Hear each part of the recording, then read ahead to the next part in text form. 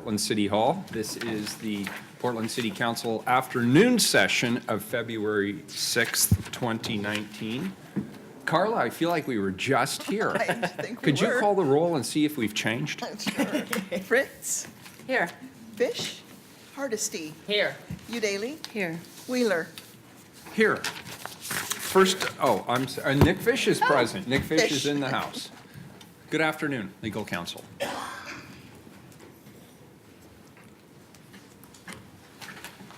Welcome to the Portland City Council. The City Council represents all Portlanders and meets to do the city's business. The presiding officer preserves order and decorum during City Council meetings so everyone can feel welcome, comfortable, respected, and safe. To participate in council meetings, you may sign up in advance with the council clerk's office for communications to briefly speak about any subject. You may also sign up for public testimony on resolutions or the first readings of ordinances. Your testimony should address the matter being considered at the time. If it does not, you may be ruled out of order. When testifying, please state your name for the record. Your address is not necessary. Please disclose if you are a lobbyist. If you are representing an organization, please identify it. The presiding officer determines the length of testimony. Individuals generally have 3 minutes to testify unless otherwise stated. When you have 30 seconds left, a yellow light goes on. When your time is done, a red light goes on. If you are in the audience and would like to show your support for something that is said, please feel free to do a thumbs up. If you want to express that you do not support something, please feel free to do a thumbs down. Please remain seated in council chambers unless entering or exiting. If you are filming the proceedings, please do not use bright lights or disrupt the meeting. Disruptive conduct such as shouting or interrupting testimony or council deliberations will not be allowed. If there are disruptions, a warning will be given that further disruption may result in the person being ejected for the remainder of the meeting. After being ejected, a person who fails to leave the meeting is subject to arrest for trespass. Thank you for helping your fellow Portlanders feel welcome, comfortable, respected, and safe. Very good. Thank you very much. Carla, first up, items 109 and 110, please read together.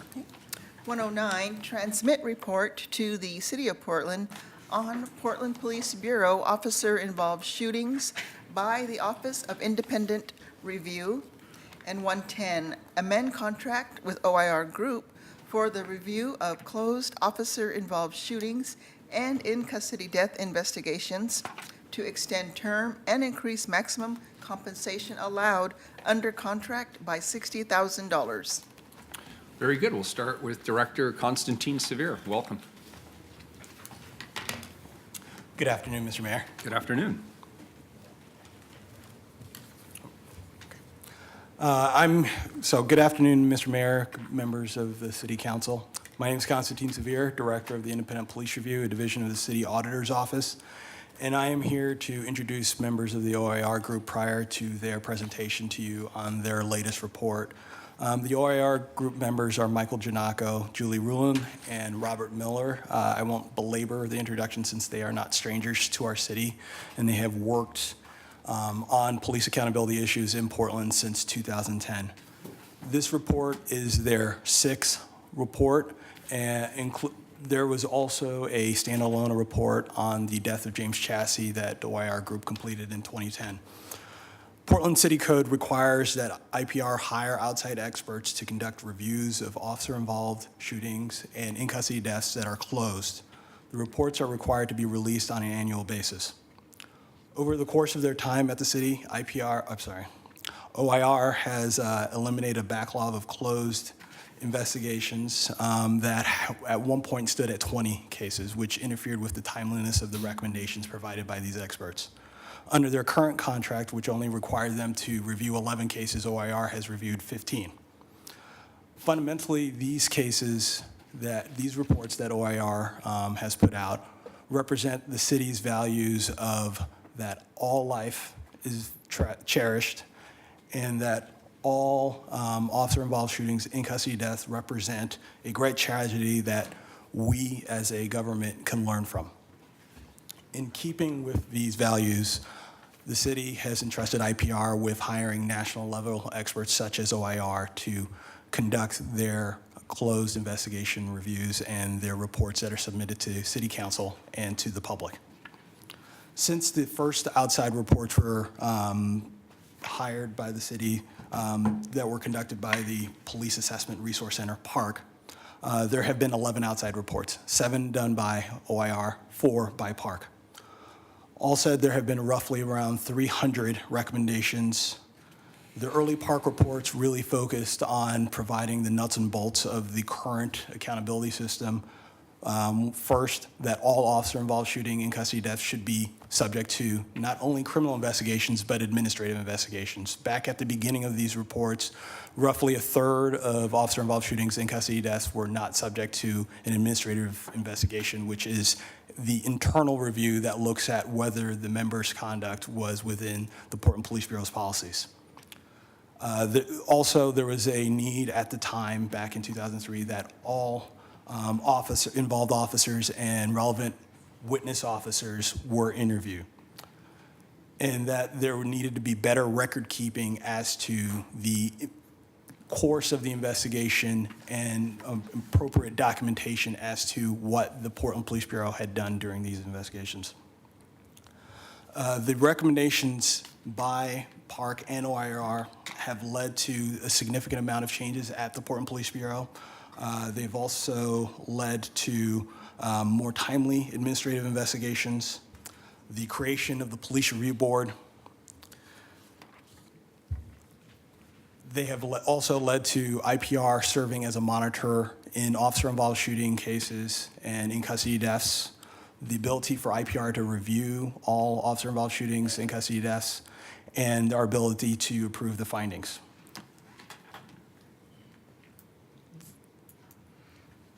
These reports do not operate in a vacuum. They create opportunities for members of the public to leverage the facts gathered during these reviews and to also advocate for themselves, like several family members, I believe, will do later on today.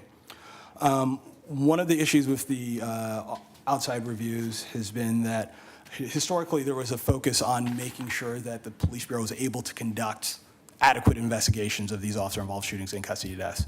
That really isn't an issue anymore. The issue, I think, with the most recent officer-involved shooting and custody deaths were when we have learned lessons as a city, have we retained these hard-earned lessons? Is there a way for us as an organization, as a city, to learn from these incidents? And if we do make critical lessons learned from these, is there a way for us to retain those lessons? OIR has made a number of recommendations that the city has taken up and the Police Bureau has taken up. Another lesson that we've learned is that it is not solely the Portland Police Bureau's job to follow up on these recommendations. There have been recommendations to IPR, there have been recommendations to the Bureau of Emergency Communications, and there have been actions that, even if it is to a particular bureau, whether it is IPR or the auditor or the Police Bureau, it also would require council's action. And there have been a number of times over the course of these reports where council has stepped up, such as removing the 48-hour rule, such as the change in the Portland Police Bureau's deadly force investigations directive. Ultimately, when we look at these reviews and these outside reports, they represent a call to action for us as a government to live up to the best values of our community. And that is only our job. OIR's job is to provide us with the recommendation, and it is up to us to ultimately live up to our own expectations. Thank you. Did you have something? Thank you. And are you going to introduce OIR? Yes. Yeah. Great, thank you.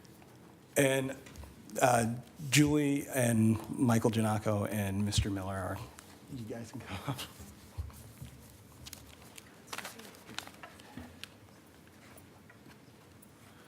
Great. And colleagues, it's my understanding that OIR, they'll introduce themselves, of course, they'll lay out their report, but it's my understanding you're encouraging questions as you go. Is that correct? That's correct, Mayor. Very good.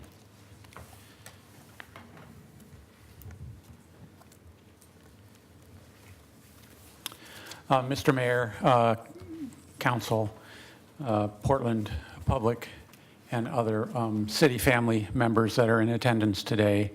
We appreciate the opportunity to be with you this afternoon. My name is Michael Giannacco, and I'm a principal with OIR Group. Seated to my right is Julie Rulin, who is also a member of OIR Group, and my colleague to my left is Robert Miller. I'm going to be asking Julie and Rob to participate in the discussion, and as the mayor indicated, we have some remarks that we would like to make, but if those remarks or at any point any of council has a question, we would appreciate that dialogue and encourage it. We have, as Mr. Severe has indicated, we have been involved in reviewing critical incidents for the city of Portland, involving its police bureau for the past 8 years. And our most recent report covers shootings that have occurred more recently. And the findings in that report are what I'd like to address. I'm not going to go over all 40 recommendations, but are prepared to answer any questions that council might have about any of them. But I am going to be talking a little bit about some of what we find the key recommendations and sort of the common themes that exist in this report and may have been preceded by other observations from earlier reports as well. One of the things that, as Mr. Severe indicated, I think one of the advantages of having a report like this is to in fact develop recommendations that the Bureau can, and council and the city can look at, review, and to the degree they agree with the recommendations, endorse them and implement them. Another part of our report that we think has important value to the community is the transparency that the report itself offers to that community. This report talks about very critical and tragic incidents, and there is no other document, in my understanding, in the city that sort of tells the story about each of these incidents in an unvarnished way. Talks about decision-making of officers prior to the incident, evaluates the strength of the investigation that is then conducted, looks at the review of the investigation to see whether or not that was sufficiently robust, and then evaluates any after action coming out of the police bureau to see whether or not that after action addresses the issue in terms of accountability, supervision, equipment, remediation, training, and overall with the idea of better preparing police officers that work for the Portland Police Bureau for the future situation, with the idea that with all of these mechanisms and looking at the incident through all these prisms, that the Bureau will be better prepared and less likely to get involved in a deadly force incident on a forward-going basis. So with that, as I indicated, we intend to highlight 3 or 4 of our recommendations that appear in this report, but not get into all of them. I'm going to turn over at this point the discussion to Mr. Miller. Thank you very much. We've chosen to highlight aspects of our analysis that are not only significant to specific cases that we review in this report, but also reach backwards, sometimes over several years, and come up frequently either because they are tactically foreseeable issues that are major challenges to any police agency, or because they are issues that we have been talking about but remain unresolved. First one we call sergeants going tactical. Simply put, that means a field supervisor, usually a sergeant, becoming personally and often physically involved in the incident rather than maintaining her or his status as a supervisor and perspective of the entire incident and ability to exercise his or her responsibilities as a supervisor as the incident unfolds. It does come up often. We see it at least once or twice in virtually every report we wrote, starting with report number 1 back in 2012. Yes. It sounds sometimes like an abstract issue of the way, the internal management of field tactics, and it can be a bit of a sleeper because it sounds abstract. It's often not. And the case that most fully illustrates that is, in this report, is the Boucher case. Timothy Boucher was holed up in his residence, shooting off a high-powered rifle many times, and eventually that incident, and quite remarkably, was resolved without any serious injury to anyone. But in the meantime, a great deal happened, including the calling in of CERT, your special tactics team, PPB Special Tactics, and a sergeant was leading a group of CERT officers behind, using an armored vehicle as it moved along as a moving shield. And at a certain point, that sergeant decided that he had to rectify something that he kind of on the spot perceived as a vulnerability in their cover. And he did so by exposing himself and made himself to be the first one to shoot directly at the suspect. He was partly overcome by gas because this prevented him from putting his gas mask on when the order to shoot gas canisters into the residence was given. And because he was overcome, he sort of lost the ability to perform his supervisorial duties, such as checking on his team and making sure they were in the proper situation. And he had to delegate that to the officer that happened to be standing closest to him. I think this shows that these kinds of guidelines have real impact. We recommended that the fact that sergeants should, unless they absolutely have to and there's no available officers to perform the duties, they should not go tactical and remain in their supervisorial capacity, that this should be emphasized and turned into policy. The second thing we recommended was that internal analysis by the Bureau review this issue every time it comes up and follow through on accountability when it's appropriate. So the good news is that the Bureau has considered for a while, since sometime after our initial and fairly elaborate recommendation about the topic in 2013, it has considered field supervision in its internal analyses, and we see that coming up often. The bad news, however, is that the Bureau did not recognize that as an issue in this case, despite what we view as a pretty dramatic example of the problem and a potentially very dangerous one.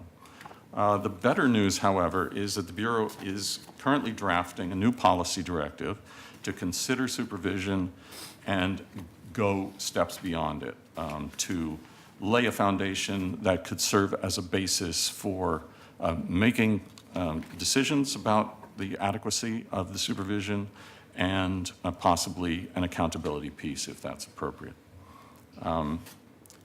We will, of course, keep our antenna up and report to you, this council, and to the Bureau if follow-through does not, in fact, appear to be happening as the Bureau has committed. Thank you, Rob. Julie, would you like to comment on about a couple of our recommendations as well? Yes. Excuse me if you don't mind. Commissioner Hardison. Thank you. Before you move out of this particular case, one of the things that you mentioned in the report was that before all the officers had been interviewed, at the next day's roll call, there was a video that was shown of the incident. And so I'd like you to talk a bit about why that's inappropriate the next day to be showing Certainly. that video, and then what are you recommending about that? The video that had been taken by air support of the incident was shown by way of a training experience at roll call. Removed from the circumstances, we think that's an excellent way to use real-life videos and other ways of expressing events that have happened that everybody can relate to, that take place in territory that the Bureau members are familiar with. It can be a very powerful way of training. However, in this context, the Bureau has policies and procedures in place whereby the involved officers are not supposed to discuss the matter with one another until they're interviewed, or see videos until they're interviewed. And inadvertently, we're informed, this violation of that, it's certainly the spirit of that policy occurred, and it really messed up the normal protocol, which is a good one. Our recommendation is don't do that. And that's what we put in the report. Just make sure that everybody understands that even an air surveillance video really shouldn't, it should be seen eventually if it's useful for training purposes, but not the next morning. Right, so so I just want to be clear that the public understands. So there were officers who had not been interviewed prior to them seeing it at roll call, right? And you're recommending that if a video is going to be used for a training purpose, it will not be shown to officers who have not been interviewed, who've either been a witness or involved in the shooting itself. That's exactly it, Commissioner Hardesty. Okay. Moving on to another couple of recommendations that we make in this report. In 4 of the 9 shootings that we evaluate here, the subjects demonstrated an intent to engage with police officers with the apparent goal of causing the end of their own lives. In our 2016 report, 7 of the 11 cases we reported on there showed a similar sort of pattern.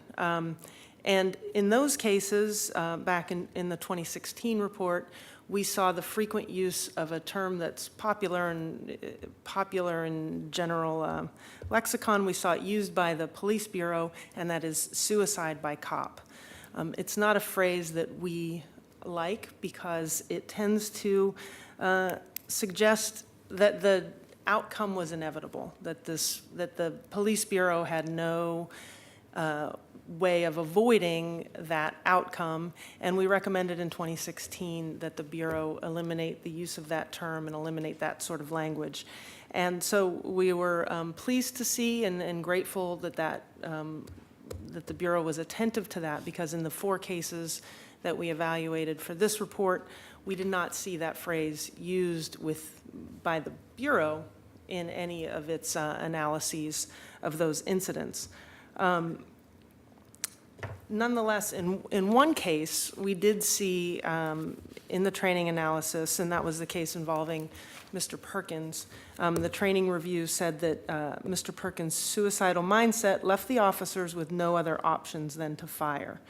And again, here we have expanded the recommendation that we made back in 2016 to include that sort of fatalistic language, and that we suggest that the Bureau abandon that kind of fatalistic language, because it does suggest that the officers had no other alternatives.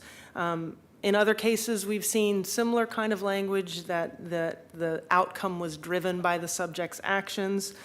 And it's our belief that skillfully trained and well-equipped officers have the ability to influence, often have the ability to influence the outcomes of these cases, and have some role in not just responding to the subject's actions, not just because somebody desires the police to shoot them doesn't mean that the police have to oblige.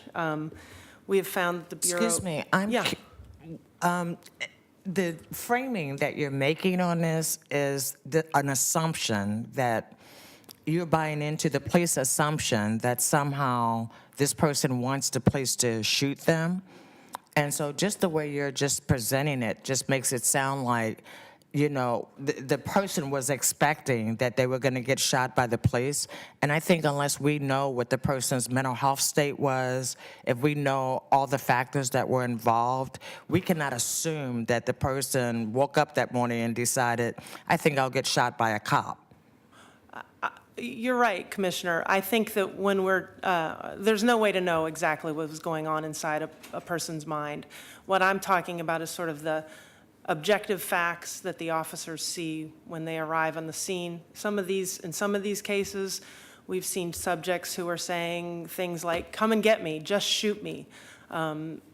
So there is some objective evidence that the people are expressing that this. But we don't know whether they are expressing that because of a mental health crisis that they're in. So again, I just think that you're making an assumption about the person's motive as compared to just giving the facts. This is what was said. This is what they did. And so I'm not picking on you, but I just feel like for the public record, it's really important that we're not buying into anybody's narrative of what happened or didn't happen. I'm just really interested in what the facts were. Right. And I'm talking a little bit with some generalization, so we're not talking about specific facts of all 11 cases, so we're not in the effort to sort of group them together and talk about the theme. And the theme is really to your point, and that is the danger in using that sort of language that suggests there was no alternative. The danger of that is that we see a less rigorous analysis. It lets officers off the hook, if you will. It lets the Bureau off the hook in terms of having to really take a look at what could we have done differently? What were the alternative courses of action that might have led to a different outcome? On this point, in one of the cases we reviewed here, and that was the case involving Michael Johnson, the Bureau did a rigorous analysis of different tactical alternatives. We generally were complimentary in our report of the analysis that the Bureau did.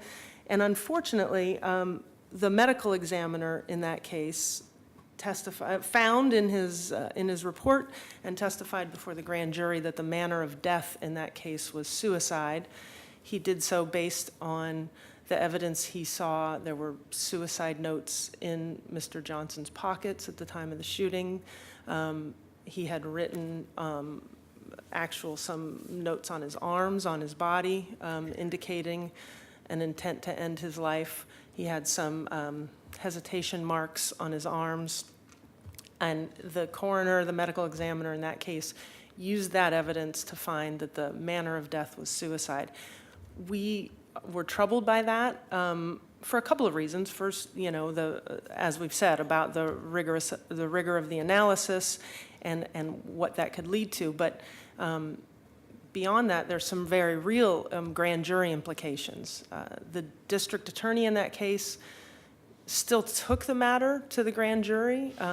It's questionable whether, with that finding from the medical examiner, if a grand jury had decided to find an officer potentially criminally liable, whether that could have held. In other jurisdictions throughout the country, we've seen where a coroner rules an officer-involved shooting to be a suicide.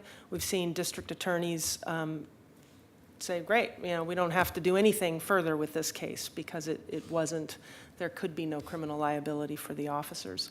So We actually had a conversation with the medical examiner in this case. He seemed open to having a dialogue about this practice. He seemed to understand the point to be made about the implications of such a finding. And we encourage the Bureau to engage in that dialogue with the ME's office and see if we can get to some understanding that would eliminate those findings in the future. The Bureau, again, in our conversations with the Bureau, seems to get this issue, but also there's a concern about the district attorney's involvement and the fact that the district attorney is running the criminal investigation and is the entity to interface with the ME's office on these issues. And so If I may interrupt you for just a second, we had this conversation in my office yesterday, and I really appreciate the details that you provided, and I just want to make sure that we get those on the record here.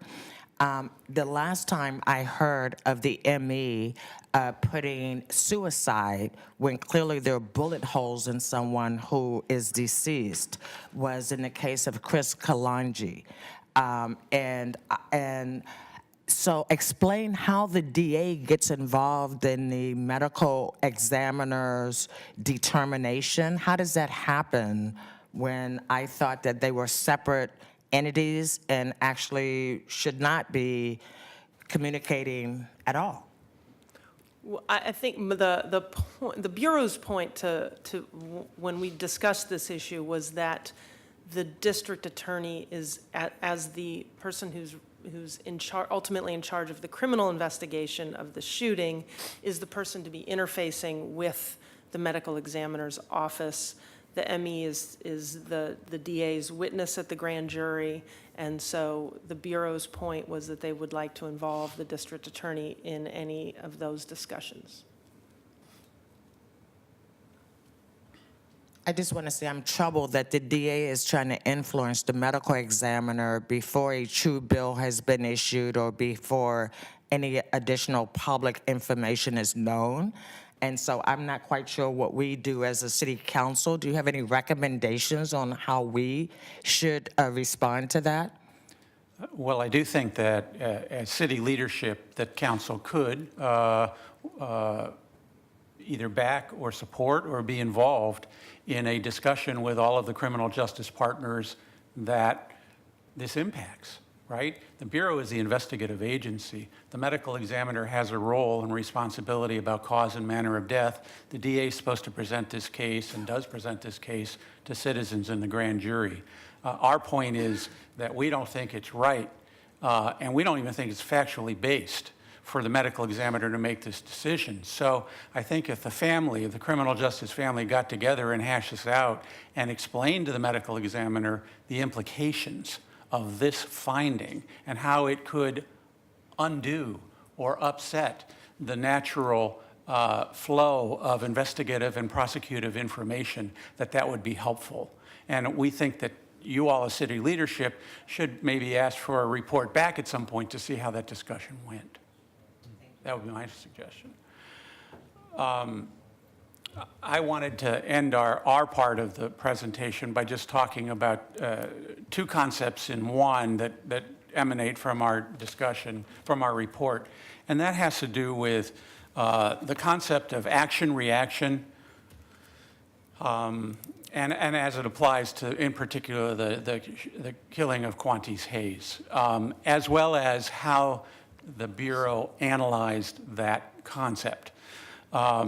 Action-reaction essentially is a principle of physics that the Bureau regularly trains on. And then what it really does is instruct its officers that you are not going to outdraw an individual you're confronting who may be armed.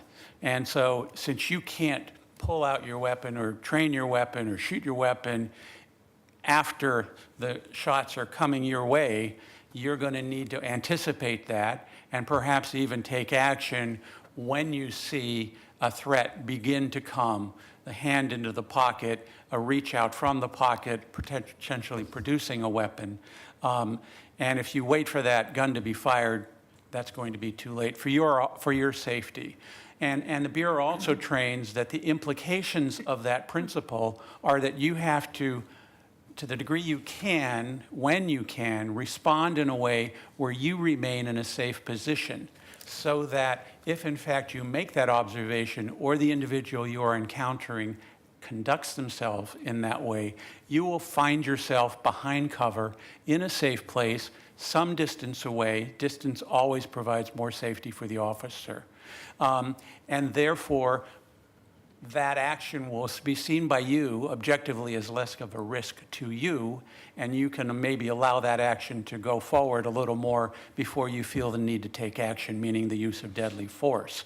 Instead of putting yourself in the open, putting yourself too close, putting yourself in a position where, because you are exposed, you feel the need to take action when any kind of suggestive movement is made by the individual you are trying to detain. So I found this part of the report, and we had a chance to discuss this a little bit. I found this to really be the meat of the report. I found this the most important part of it personally, because the anecdote, if you will, for action, reaction in your mind was time and space.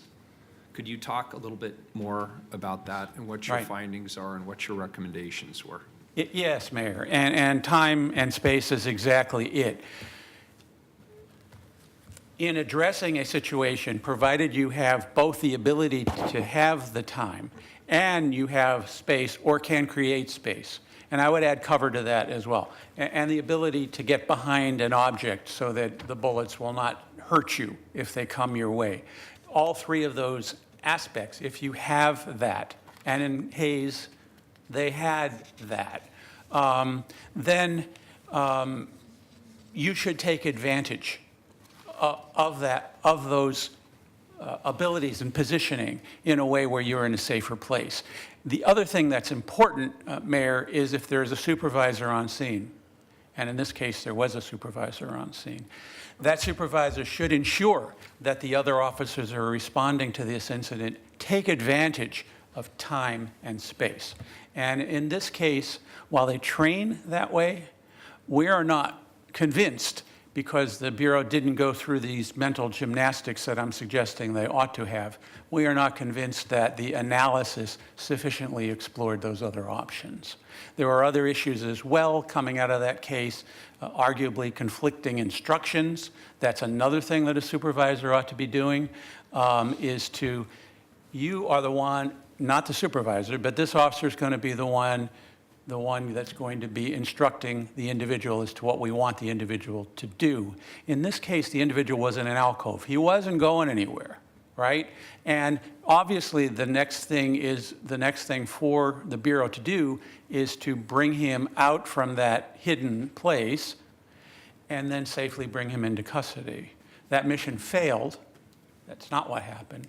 But by using these other techniques and recognizing the principle, it could have happened. And so that's the kind of analysis that we would have liked to have seen. We didn't see. The review board, there's no documentation in the review board, which is a board consisting of Police Bureau leadership as well as community members. There's no documentation that the principles that the mayor and I are talking about were also discussed or analyzed or documented or reviewed, and there was no action plan coming out of any of that analysis if in fact it did happen. So let me ask you a question. I'm going to give you a very imprecise and maybe completely inappropriate analogy. Air traffic control. So an air traffic controller sits on the ground in a room with a screen, and they might be watching any number of aircraft. They're not in the aircraft, flying an aircraft, while trying to manage the space between the other aircraft, right? They're on the ground, and they have sort of the holistic, the big picture approach. And given sort of my meager knowledge of air traffic control principles, they have protocols for all of the operations of those aircraft. They have a checklist, if you will, that has everything to do with keeping separation of those aircraft. Getting back to the policing question, is it your contention then that the supervisor on the scene basically plays that role of air traffic controller, if you will, that they're looking top down at the whole scenario and they have some checklist do you have time, do you have space, do you have cover? And that should be a constant set of considerations that's being reviewed proactively at the scene. Is that what you're contending, or are you contending something different about training? Give me a role of what you think that supervisor should be doing on scene. Obviously, you think they should not be actively participating in the tactical operation, and that seems self-evident. Correct. And your analogy holds to some degree. They're not going to have time to get a clipboard and do a checklist and get a sign off by a supervisor. That's not going to happen. But communications, But right? the idea, the mental checklist, the going through, do we have, sergeant gets on scene. Are the other officers positioned appropriately considering the situation? What's the dynamic here? Who am I going to get to give instructions to the individual as to what we want them to do? And how are we going to do it? And to the degree that it's possible, in this case it looked like it was possible, are there other things we need to do? Do we need to get a car here so that we have more cover? Because it was kind of an open area where the officers responded to. And then, how are we going to, can we wait? Can we even bring a crisis negotiator out? I mean, there are a lot of things that supervisor ought to be thinking about as they go through. It's kind of like, another analogy we talked about this morning, it's kind of like calling a timeout so we can come up with a better plan. Okay, and we also had, we looked at the flip side of it this morning, and I think I, said maybe, and I didn't mean it in a disparaging way, I was just calling it the way I saw it. We're Monday morning quarterbacking. We have the benefit of time, we have the benefit of the reports, we have the benefit of reviewing and looking at best practices. We weren't there at that particular moment, but the way you were describing this makes a lot of sense to me. And I guess my next question is on the flip side of this. Are we putting too much expectation on that supervisor, or do we believe that is a realistic scenario where the supervisor comes in and maybe doesn't have a 10-point checklist, but maybe has a 3-point checklist, cover, safety, distance, whatever it is, whatever it turns out to be? Every case turns on its facts, and a lot of it will depend on whether there is time, what the configuration is. Every case will be different. But the point really is, from the advantage of hindsight, and I embrace the concept of Monday morning quarterbacking. I think that's what every good organization, entity, team, et cetera, does, is Monday morning quarterback, through the prisms of accountability, getting better, remediation, instruction, debriefing, supervision training, so that the next time the department, the Bureau, is better prepared to address similar challenges. And that's the only way that the Bureau can improve. It's to learn from these tragedies instead of just let them move on. And police culture, being what it is, tends to be a move-on kind of culture, because they've got a challenge tomorrow and the next day and the next day. But the idea of taking the time to review with consequences sometimes. When Monday morning quarterbacking, there are consequences sometimes.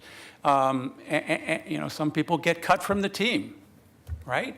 And so all of those remedial options should be available to the Bureau as they go through these cases. Go ahead, Commissioner Hardesty. Thank you. I just have Thank you. a few more questions. When we spoke, you talked about some of the challenges with the Police Review Board.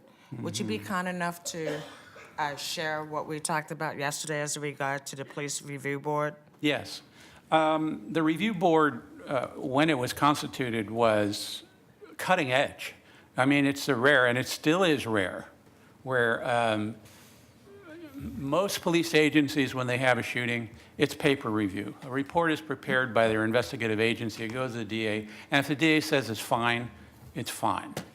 That's standard, and unfortunately, in many police agencies, that's still the case. In the Bureau, and for some years now, they have had a system where at least the Bureau, command staff, training, IA, the investigators, and, remarkable and sort of unique to Portland, 2 community members are part of this discussion, right? So on principle, that sounds great. The issue that we have been having as a result of this is that we think that the Portland community needs to move to grad school. And by that I mean, we think that that configuration can and should produce a wider array of results. Right now, the kind of drilling down is primarily to the trigger pull. The decision to use deadly force, there is some findings about whether or not emergency medical aid was provided in a sufficient and timely way, but that's kind of it. And so much more could come out of that exhaust pipe of that review process, and in our view and in our recommendation should, Commissioner. Thank you.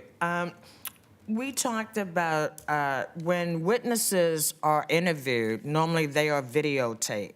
Yet when we interview police officers to get their story on the record, we only do a verbal recording rather than the videotape recording, which makes it a little challenging to actually be able to see the gestures and movements that they're making. Would you like to comment on that? Yes, and I'm surprised we haven't gotten to where we have in police science and police interviewing techniques. But particularly because what an officer is often describing are dynamic movements, observations of individuals, and he's asked or she's asked to describe positioning that occurred at the time. And as you can see, what I'm doing many times in response, an officer will be gesturing, will be demonstrating, will show how she or he was holding the firearm or drawing the firearm, all those things. If they fell, if they had a hand-to-hand issue involving the individual they're trying to detain, all of that is described. And oftentimes we'll say, and it was like this, and then we're reviewing the audio tape, what is this? Because we don't have a video or depiction of what's going on. So our recommendation is let's move away from that. I think that the Bureau has the capacity to do this because they do videotape many witnesses, defendants, and in other instances. And so we recommend that that same approach be employed for officers involved in shootings. Excellent. One last question, having to do with your recommendation that the Bureau of Emergency Communication be involved with the debriefing. Could you talk a bit about that? Sure.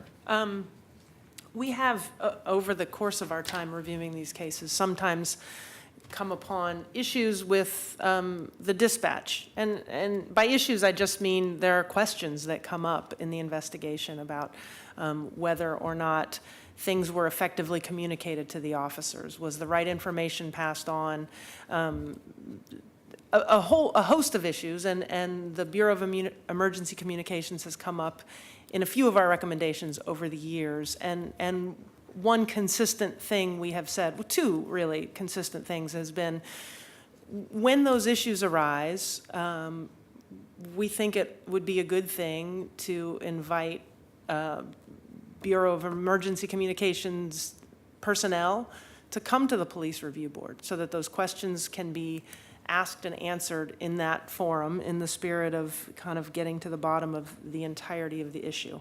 And then the other thing that comes up is the question about the frequency and availability of cross-training experiences. The police officers and dispatchers are communicating with each other all the time, and for critical incidents and responding to people in crises, there's great value in hashing some issues out in the training environment and letting Bureau trainers and BOEC, trainers and personnel come together in that kind of environment. So, Mayor, I look forward to working with you to try to figure out how we make that happen. I would be very open to that conversation. We had a conversation with the chief this morning. It is not a simple thing to do, but it is certainly doable, and it would be at the will of this council, and it may involve some bargaining issues, and it may involve some aspects of the DOJ settlement agreement, but this is one of those issues where the ball's in our court.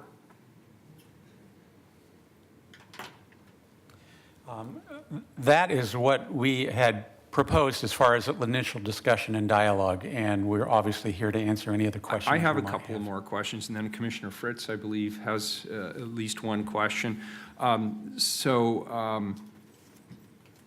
You're in sort of a unique situation here in that you are providing reports to a relatively new mayor and a police chief who is not present for really any of the issues that you're reporting on.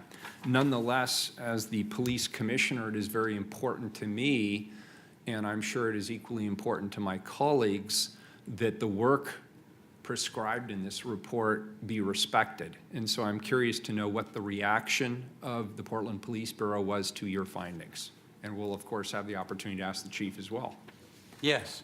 Per our protocols, when we prepare our report in draft form, we send it to IPR, we send it to the Bureau, not with the idea of changing any of our findings or recommendations.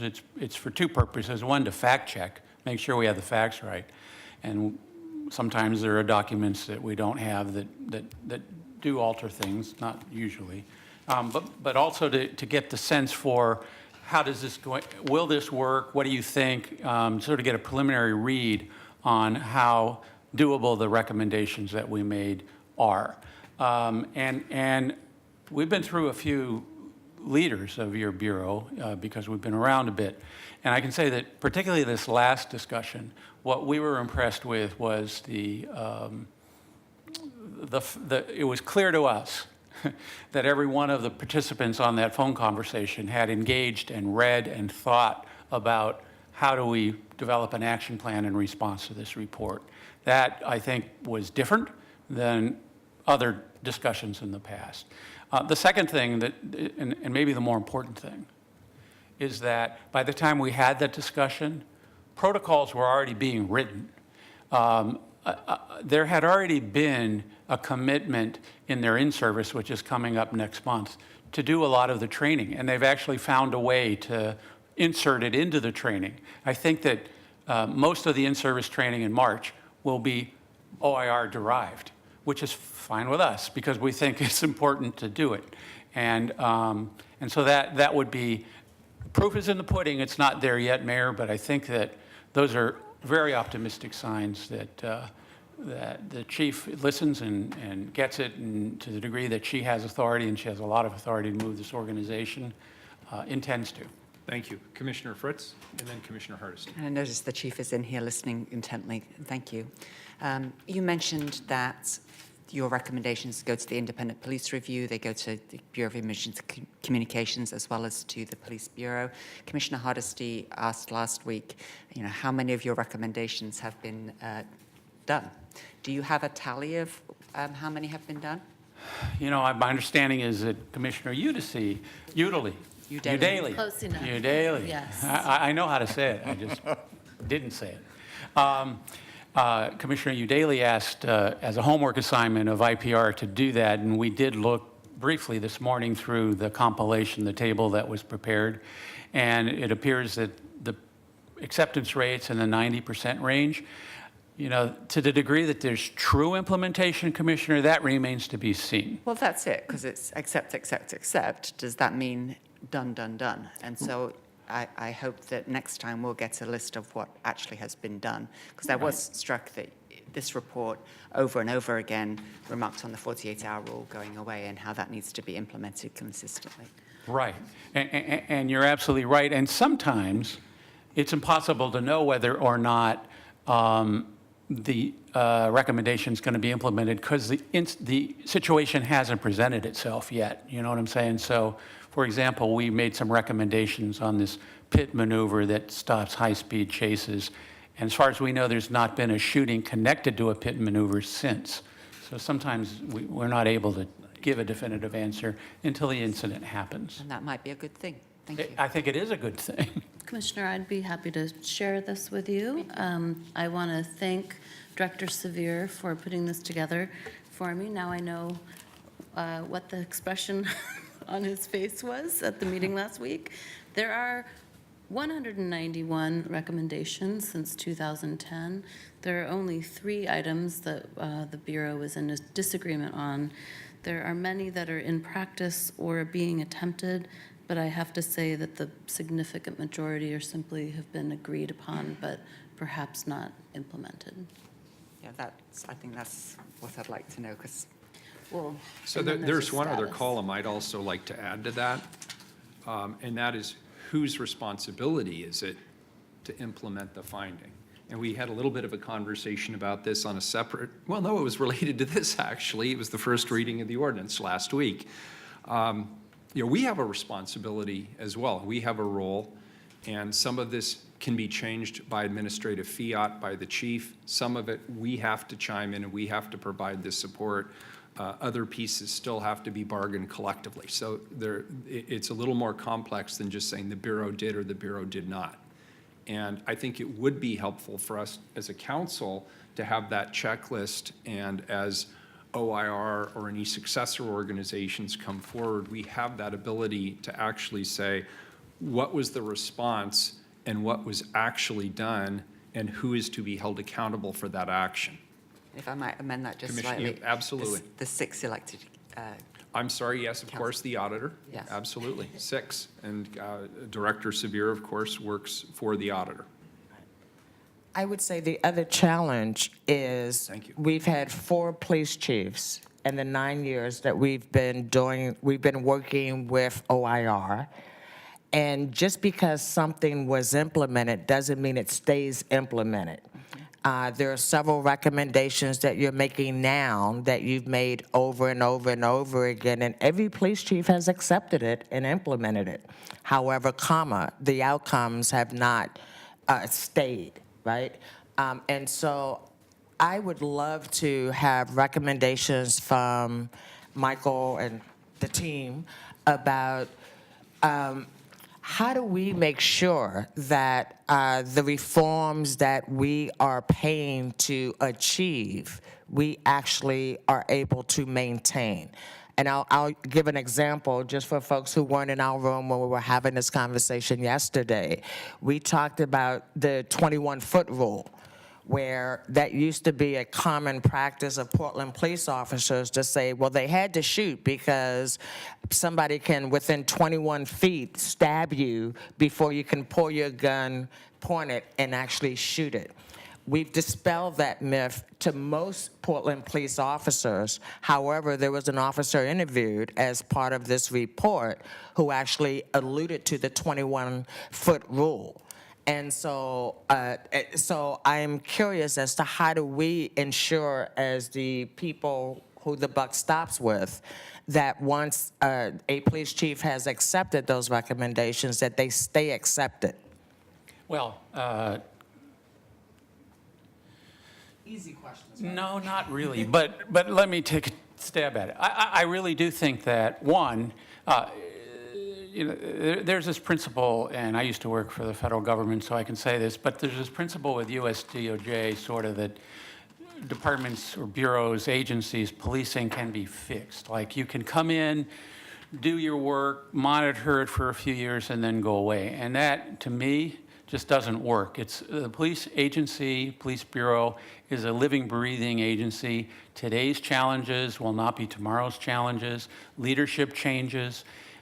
Policies remain on the books, but then they're not enforced. So I do think that one way to do it is to, because you all don't have the access to the information to know what's going on in the way that we would, as auditors or anyone else would, with this assignment, you need to continue, I think you need to continue that work in some regards, so you have somebody looking at the raw information, but then to be engaged, and either if things go off the rails and somebody isn't interviewed, there's a substandard investigation, there's something going on where the 21-foot rule continues to be a vestige within the Bureau, somehow that needs to be addressed, either individually or systemically. And somebody needs to continue to engage leadership of the Bureau to make sure that happens. I'm sorry, Mayor, I have one more. Yeah, please, go ahead.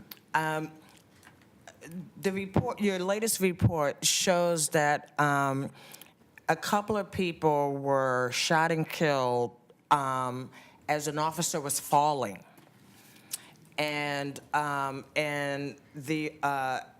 so it begs the question, at least in my mind, as a non-weapons individual, that if the officer had not been falling, would that loss of life had happened?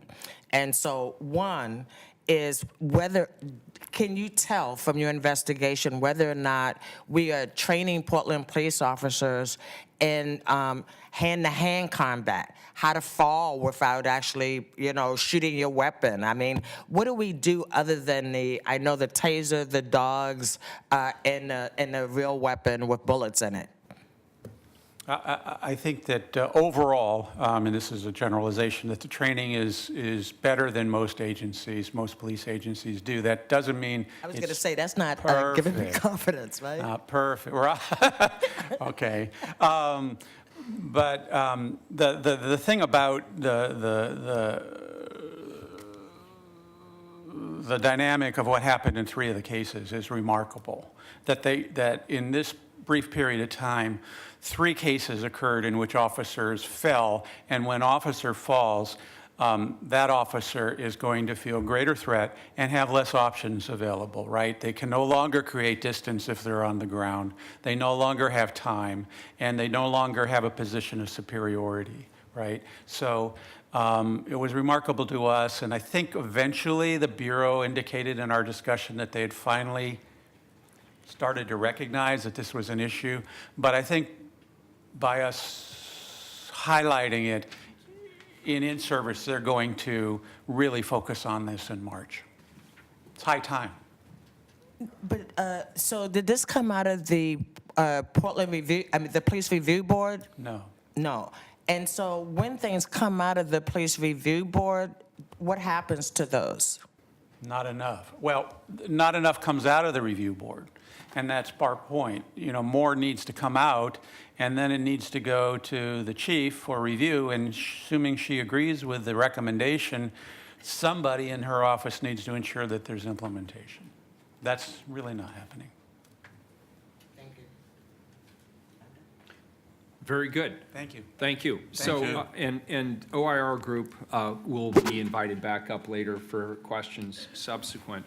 So colleagues, I have a long-standing policy of not taking public testimony for reports. And the reason I do that is that there is a legislative mandate to a group of people who are supposed to go out and evaluate very specific items on behalf of this council and then return to the council with their findings. And therefore, in my view, it is not the same thing as a public forum unless it's like the conversation and the testimony we took last week on the ordinance associated with this report that was a question as to whether whether OIR had actually done their work and whether that contract should be extended for the remainder of the term. Now, that being said, today I have been asked to make a very narrow exception to that standard. And I've chosen to make the exception to this standard. I have asked Donna Hayes, who is Quantas Hayes' grandmother, and Alicia Johnson, who is the mother of Terrell Johnson. They had approached me through Dan Handelman and asked if they could have 3 minutes each to testify. I felt that given that these reports are not only a matter of life and death, but that they specifically reference family members, they provide narratives on their family members, that would be appropriate. So I would like at this time to ask Donna Hayes and Alicia Johnson if they would like to come forward. We would certainly welcome your testimony at this point, and we thank you for being here.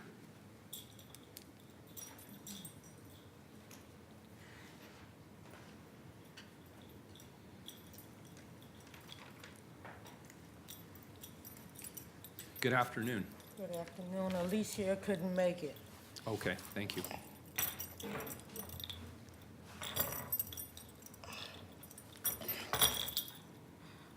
My name is Donna Hayes, and at present, I'm representing the Pacific Northwest Family Circle. Okay, my thought is on the contract. It's not so much what they said as their contract. Please think wisely regarding OIR's contract, unless you have a better outside expert. I have discussed with OIR representatives, and my first question was, how many recommendations did Portland Police have done since the first report? They represented their employer well, but I wasn't satisfied. I am satisfied with their report. Their report answered a lot of questions that I was unable to get from the city and its employees. I have started reading the previous report, and this is the very first one I'm on. And the increase in compensation is well rewarded because the present report is written better. All I can think of is only gonna get better written. My worry doesn't come from having them on the taxpayer. My worry is having cops with no form of accountability. I believe the city is not really following through on OIR recommendations or the IPR for that matter. You may not want to pay the amount, pay it anyway, and ask for something in return, like a more timely report, unless this last report length was your fault. The people of this city needs these reports because our lives depend on the law enforcement paying attention to these reports. These report, without this paper, the report that I got regarding my grandson actually gave me a whole lot of information that I didn't know, that no one took the time out to give me. I mean, things I just truly didn't understand. And this report gave me some understanding. I think they're of value to the city. And I think it's necessary to keep them. I'm finding that a whole lot of people have read these reports, and then we can talk about it. And we can look for certain changes. And I think, like they were saying, you were saying, that you all need to get together with the police chief and everybody, get together, stand by these recommendations. Our lives depend on these recommendations. Thank you. Appreciate your being here. Commissioner Fritz. We have 3 members of the Albino Ministerial Alliance here today, and I would very much like to hear from Dr. Bethel, Dr. Haynes, and Dan Handelman if they are interested in giving testimony as an exception. And I second that. So I made this narrow exception for today, and I will accept that, but I want to be very clear. I am not setting a precedent for the future. But the pastors are partners in our settlement agreement. Their voices matter. They've made the effort to be here today, and I would certainly welcome their testimony, if they so choose. I'm not going to make them testify. Yeah, I realize that you weren't prepared, but and similarly, Mr. Handelman, if you'd like to testify, you're certainly welcome to come forward.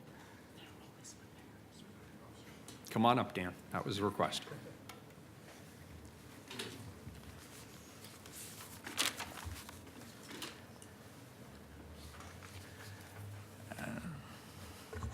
To our distinguished mayor and to this outstanding city council and to my former activist colleague who is now on the council, I thank each of you for this opportunity. I did not come with prepared remarks because I wasn't expecting to speak.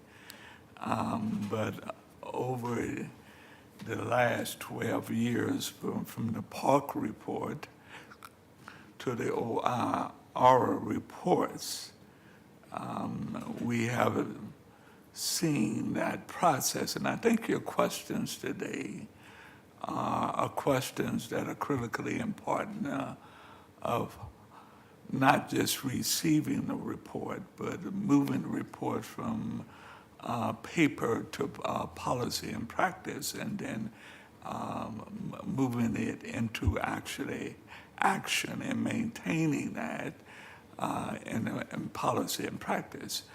In 2006 with the Kendra James case, many of these recommendations that OIR Obama Minister Lyons recommended in his investigation, like the officer putting himself in front of the car, which gave no ability for him to, in space and time, to move, and in their shooting to the window to kill Kendra James, are actually going into the car and pulling, trying to pull Kendra James out of the car. But what we've seen over the years, Mayor and Council Commissioners, is that we go through this process, and when there's changes of chief of police, we end up back at first base again, and there's no follow-through in the implementation, no accountability. And so it's good to see that we take a strategy in the implementation of those recommendations that you confirm and agree with. Secondly, I want to say, if you cannot control the sergeant level in the Portland Police Bureau, we just rest to throw our hands up and forget everything. Because those are the major supervising decision-making people. And I do agree that once they participate in the tactics and they lose all objectivity in that process, that there's no accountability, no supervision that take place. And we've seen this over and over in many cases. But I affirm the recommendations that have come from OIR, and I thank them for doing an outstanding job. Thank you, very sir. much. Thank Appreciate you for it. being here. Dan? Hi, I'm Dan Handelman. I'm with Portland Cop Watch, and I am on the steering committee of the AMA Coalition, but my comments are coming from Portland Cop Watch. You have the written comments in front of you. I'm going to try to do this in 3 minutes. The first thing is about involving the community in these decisions. And while it is true, Mayor Wheeler, that you've paid consultants to come up with these recommendations, it's very important that the community have a chance to look at the recommendations and say whether or not they fit what we would like to see happen. And by cutting us out of the conversation, both through the process of releasing the report when it's already done and having the Police Bureau already start implementing them, and by cutting us out of the conversation at council level, we don't have that community voice that's so important. So I just want to make that point really clearly. The Police Review Board recommendation, particularly that Commissioner Hardesty is talking about, talks about doing more training for the PRB members, but the Citizen Review Committee members who sit on those, they're not allowed to talk about what happens in the cases, but they say they are treated like they don't know anything because they're civilians and not officers. So that attitude adjustment isn't necessarily going to get fixed through training, so that's something where we should have more conversations about how to fix the PRB. There was a mention about the information about Quantas Hayes' unfortunate tragic death and Terrell Johnson's death. I wish that his mother had been able to come today. She spoke very well yesterday at the smaller meeting that IPR hosted. But you know, Quantas Hayes was told to crawl out on his hands and knees and to have his hands in the air. And one of the officers reported, "How am I supposed to do that?" That is, Quantas Hayes said that. And in my opinion, those conflicting orders is what led to his death. And then with Terrell Johnson's case, Officer Agier engaged in a foot pursuit, which hasn't come up here yet today, that is essentially against Bureau policy and failed to follow several aspects of the foot pursuit policy, which led to Terrell Johnson's death. And there was no accountability for that. There's a lot of information in the report about words. They talked about the officer has no other option and suicide by cop. We're very glad they're addressing those issues. We've also raised issues about the use of the word de-escalation in the case with Mr. Boucher.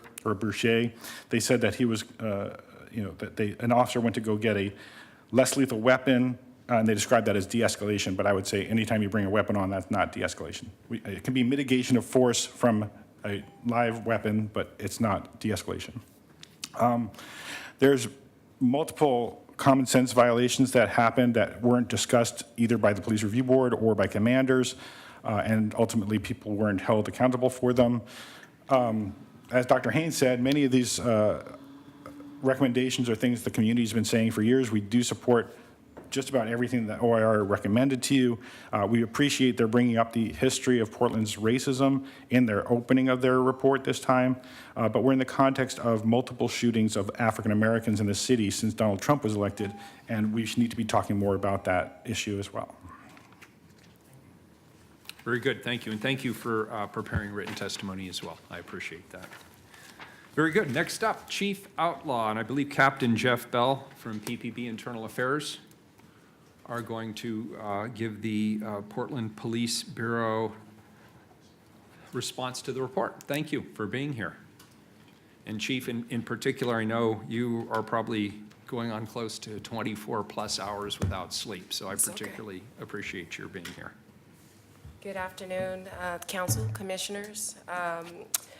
I think my response to the report was pretty self-explanatory in the sense that, yes, we do agree. I don't want to sound cliche or like a broken record, but I just want to use this time to reinforce how serious we take not only the analyses provided by OIR, but just the nature, excuse me, and the content of the report. I also recognize that a lot of the cases investigated happened a long time before my arrival, but I want to publicly acknowledge that we've also had a recent spate of officer-involved shootings in a very short period of time recently. And I want to, again, reaffirm to the public that we will do everything that we can to make sure that the investigations are not only thorough, but complete and timely and as transparent as possible. I know you might have some follow-up questions for us as far as what's been implemented thus far, what we plan to do for the future, but I would like to say this. 2019 is about solutions. I think it's about action plans, and it's about follow-through. And I think it's very important, as was mentioned, that there are some things we're just not going to be able to see. Hopefully, it shows a positive by us not seeing it through omission. But I think it's very important to have action plans, to have very clear tasks and responsibilities, to ensure that there's systems in place so we can go back and report out on these tasks very completely and thoroughly. A couple of things I want to talk about. One of the constant themes that I saw when I first got here, it's been about 15 months since I've been here, and one of the constant themes in the first report that I had a chance to review from OIR, and this report as well, was a theme of sergeants jumping into tactical positions. And I identified very early on, along with staff, that we do ourselves a disservice, not just with training, but it's a cultural thing in how we train and mindset. And because of that, in 2019, what you're seeing upcoming in the fall with our in-service training is very specific training for our sergeants and our supervisors, so they know what's expected of them and what their roles are. And they're not only learning what's expected of them as a sergeant or a supervisor, but they're also learning what their people beneath them are learning, what their officers are. So it's far more robust types of training that we'll be receiving. Prior to me arriving, all in-service training, everyone attended together, from the chief all the way down to the line level officer. So everybody's learning the same thing at the same time. And so the difference, what I hope to see moving forward, is when we break out these trainings, when the sergeants train with each other and the lieutenants and the captains and commanders train with each other, everybody's learning their roles and what their roles and responsibilities are. So that's going to be a huge culture change, but I'm excited about it, and I expect to see some change from that. Acting Commander Bell is here with me and can also answer any questions. He's been working very closely with implementing the recommendations over the years, and we're, again, appreciative for the opportunity to be able to speak before you publicly, but we'd really like to be able to answer any questions that you might have. Commissioner Hardesty. Good afternoon, Chief. Hello. And Commander Bell, or Acting Commander Bell.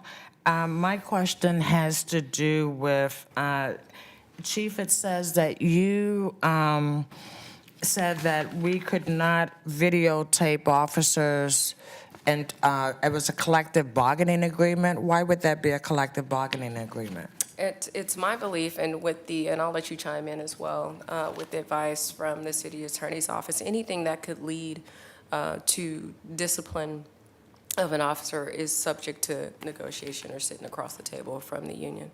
So that's just advice. That doesn't mean what they're saying makes sense or it's true. It's just their advice. Well, I think there's nothing to stop us from doing that. Right. now. That's my question. And I obviously think that it suits us better for anything that we implement to sit down at the table with them, so no one's blindsided, so we're all on the same page and we're all invested in what we're trying to do.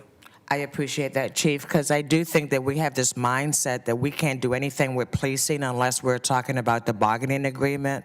And there's just so many things that are outside of the bargaining agreement that we refuse to address. And that's been a big problem over the years, so I appreciate that. Assistant Commander Bell, do you have a response to this particular question? No, same as what the chief basically said, is that's been the advice we've been given, and like she said, it's because it's part of the discipline process, but, so that's where we're at. I don't understand if it's discipline when you're interviewing them about an incident they've been involved in. I mean, we haven't even gotten to, well, what if they did something wrong? Because as a community, we'd never get there, right? This is like, what happened? So why did you see that as a disciplinary thing? I'm just not understanding that. I think what we're saying, anything that can lead to discipline, but I also don't see it as a bad thing. I think we're making the assumption that the union would be against it.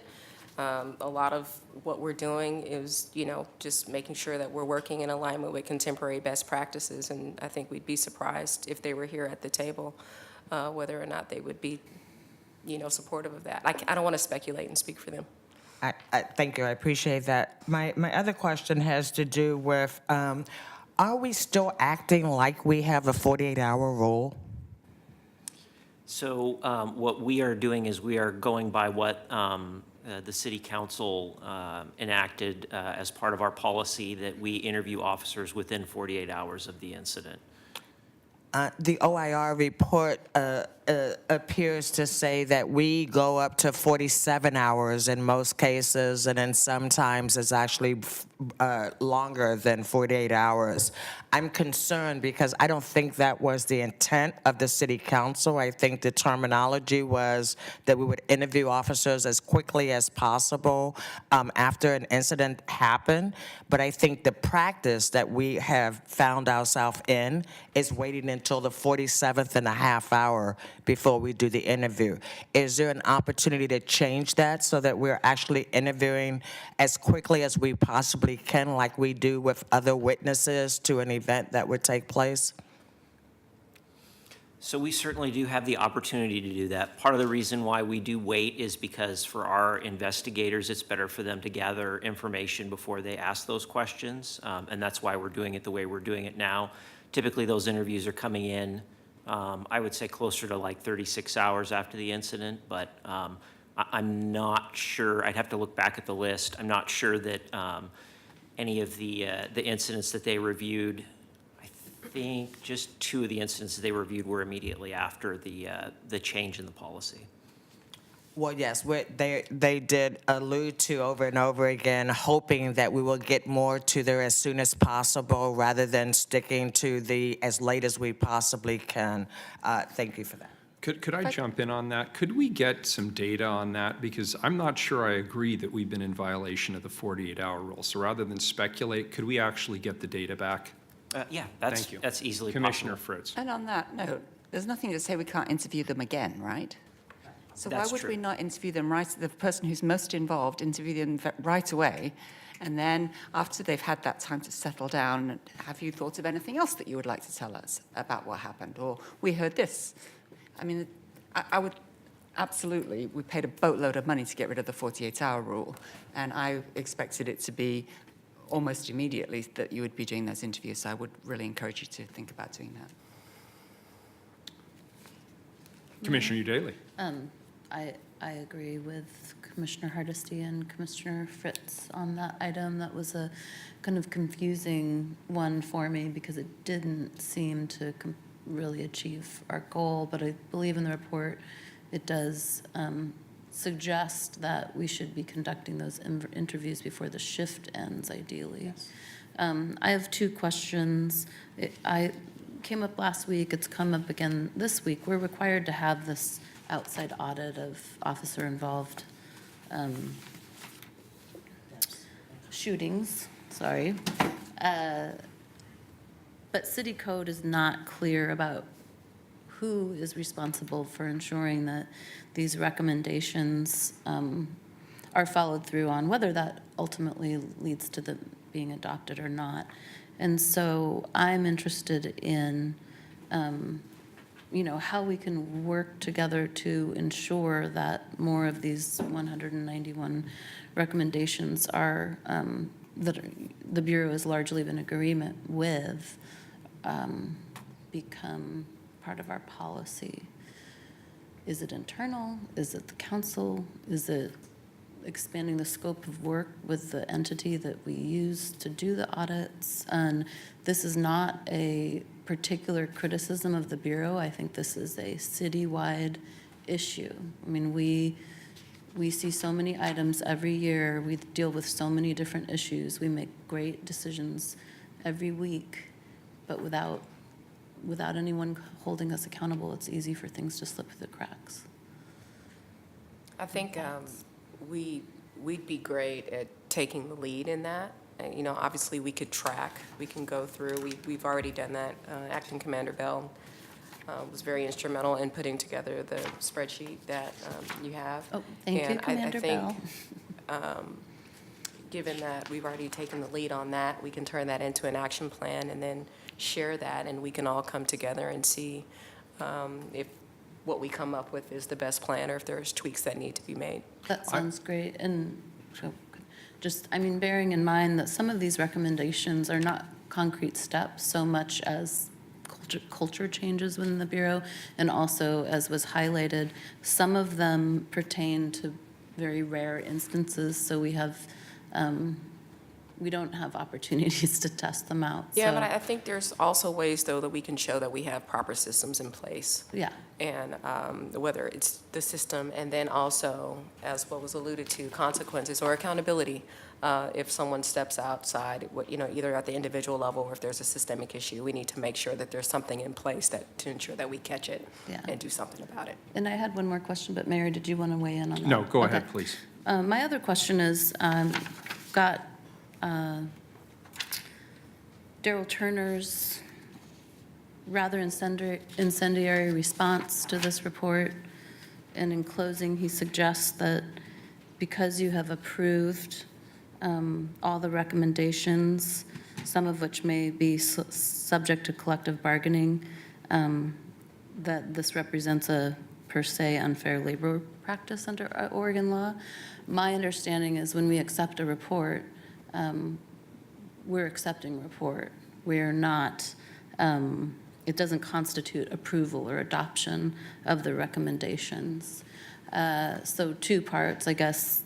What is your response to that accusation? And two, I could really use clarity on what pieces of police policy fall under collective bargaining and what we actually have the ability to change outside of the bargaining process, because that has been a real obstacle for me and my office. So again, I will restate that I believe it's important for all of us to work together. This is a city issue. And when I say that, that means having the union at the table when we do that. And I'll leave that at that. With that said, labor rights versus management rights, obviously the city attorney can provide a little bit more on that, but anything that impacts working conditions and changes to that, or anything that could impact pay, or again, when we talk about disciplinary matters, anything that could lead to discipline, we need to make sure that the union is involved or at the table. And I'd like to also make sure that we establish lines of communication with both unions, all unions that we have, before we implement anything that's going to have a huge change on the work that's going to be done. So I think collaboration is important on the front end. Some things, we need to sit down and talk about and actually agree upon, and then there are other things that don't. Thank you. So. Commissioner Hardesty. One more question. The Police Review Board was discussed by the OIR group. What are you going to do with their recommendations as far as how do we make that more usable so that it's actually providing a service that the public can have some confidence in? I have actually in the last 2 recommendations that have come to me, I've, for lack of a better term, sent back the report asking for more work or more analyses on certain areas. The Police Review Board, I do believe, was created when it was in good faith then, and it was cutting edge at the time. But the content and what police review boards do today currently has since evolved. And given that it's an advisory board to the chief of police and the police commissioner, the outcome or anything that comes out of those boards should be helpful. And I'm finding that I'm investigating these cases on my own. I'm combing through everything myself, just because of just the nature of the recommendations that come. They're pretty high level, and there's ways in which it can be tweaked. I have a lot of suggestions. I've already given some direction and some guidance as to what I expect to come out of those. I also want to ensure that at least once a year that there's annual training brought in to the police review boards, and we're looking at some folks that can do that to come to us as opposed to sending them to several trainings, because we realize we have a lot of people that we need to get through. But we want to make sure that they're given the tools that they're needed in order to do the job so that the work that they're doing is actually effective. So there's a lot of that can be done in the short term, but there might be some code changes that have to be made as well to make sure that anything that's done is not only valuable but impactful. And we make sure that we have a feedback loop for what comes out of those, and we implement that moving forward. Thank you both. Appreciate your being here. Thank you. Thanks a lot, Chief. So I don't know, do people have follow-up questions for OIR before I make them get out of their comfortable hardwooden chairs? Very good. Carla, could you please call the roll on item number 101? That is the, sorry, I'm going to accept a motion. That is a report. Second. So we have a motion from Commissioner Hardesty. We have a second from Commissioner Fritz. Please call the roll. Fritz? Thank you, OIR, for the very thorough reports that you've done over many years, and I do think that having the consistency of those reports has been very helpful to me as a council member. I do believe the recommendations can help prevent future use of deadly force if they're implemented.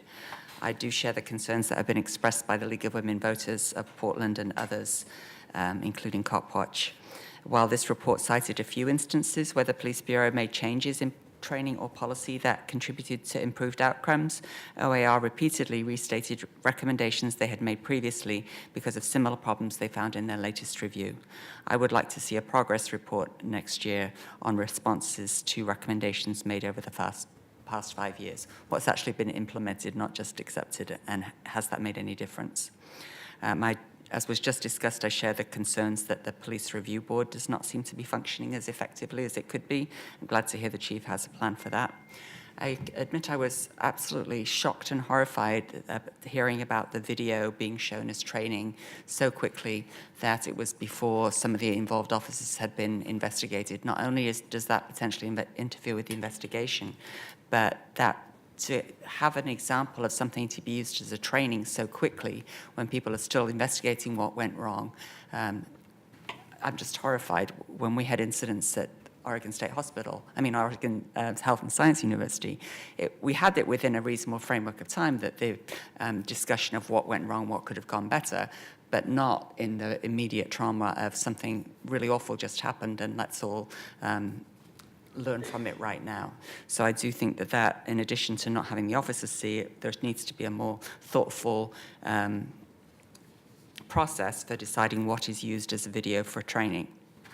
Although I do agree with you that having actual real-life instances is very helpful. This 120-page report was posted last week. So there's very little time for the community to digest it. And as Mr. Handelman pointed out, it was finished a month ago. So next year, I hope that there will be several weeks for the community to review it and comment, especially if community members are going to be limited to written comments. Frankly, I find written comments equally as helpful as, if not more so, to be able to read them through and ask questions and discuss things. So I hope that we'll have more time. I was very troubled by some of the investigations being ended before the witnesses were interviewed. It's certainly, the timeline is important, but accuracy and accountability are absolutely crucial. And so I hope, particularly in the instance where it was a firefighter who had not been interviewed because the person wasn't back on shift for a while, well, that's somebody that we are pretty sure is coming back and will eventually testify. So why the investigation was closed at that point is beyond troubling. So there's obviously some areas for each of us that we can work on to help reduce incidents. I do thank Donna Hayes and the Quannas Hayes family for their ongoing participation in trying to fix the system, in working to fix the system. And I was very touched to hear that your report was helpful to Mrs. Hayes and her family, and I hope that you also are appreciative of that. Thank you to the Albino Ministerial Alliance, the Portland Cop Watch, and the League of Women Voters for your ongoing diligence on these crucial issues. And thanks to Cynthia Castro and my staff for her staff work on that. Finally, Mayor Wheeler, thank you for your ongoing commitment to making these changes. You get blamed for everything, and so it's my job. Yeah, well, partly. And I would have to say that being joined by Commissioner Udaly previously and now Commissioner Hardesty, there's a lot of eyes on these reports now, and there's a lot of people who are willing to take on some of the tough challenges that have plagued us in the past, including what is subject to bargaining and what could we perhaps push the envelope a little bit more, if not outright get some right sizing of what we as the elected officials responsible for public safety are allowed to do in relation to the people who carry guns in our names. With that, I vote aye. Hardesty?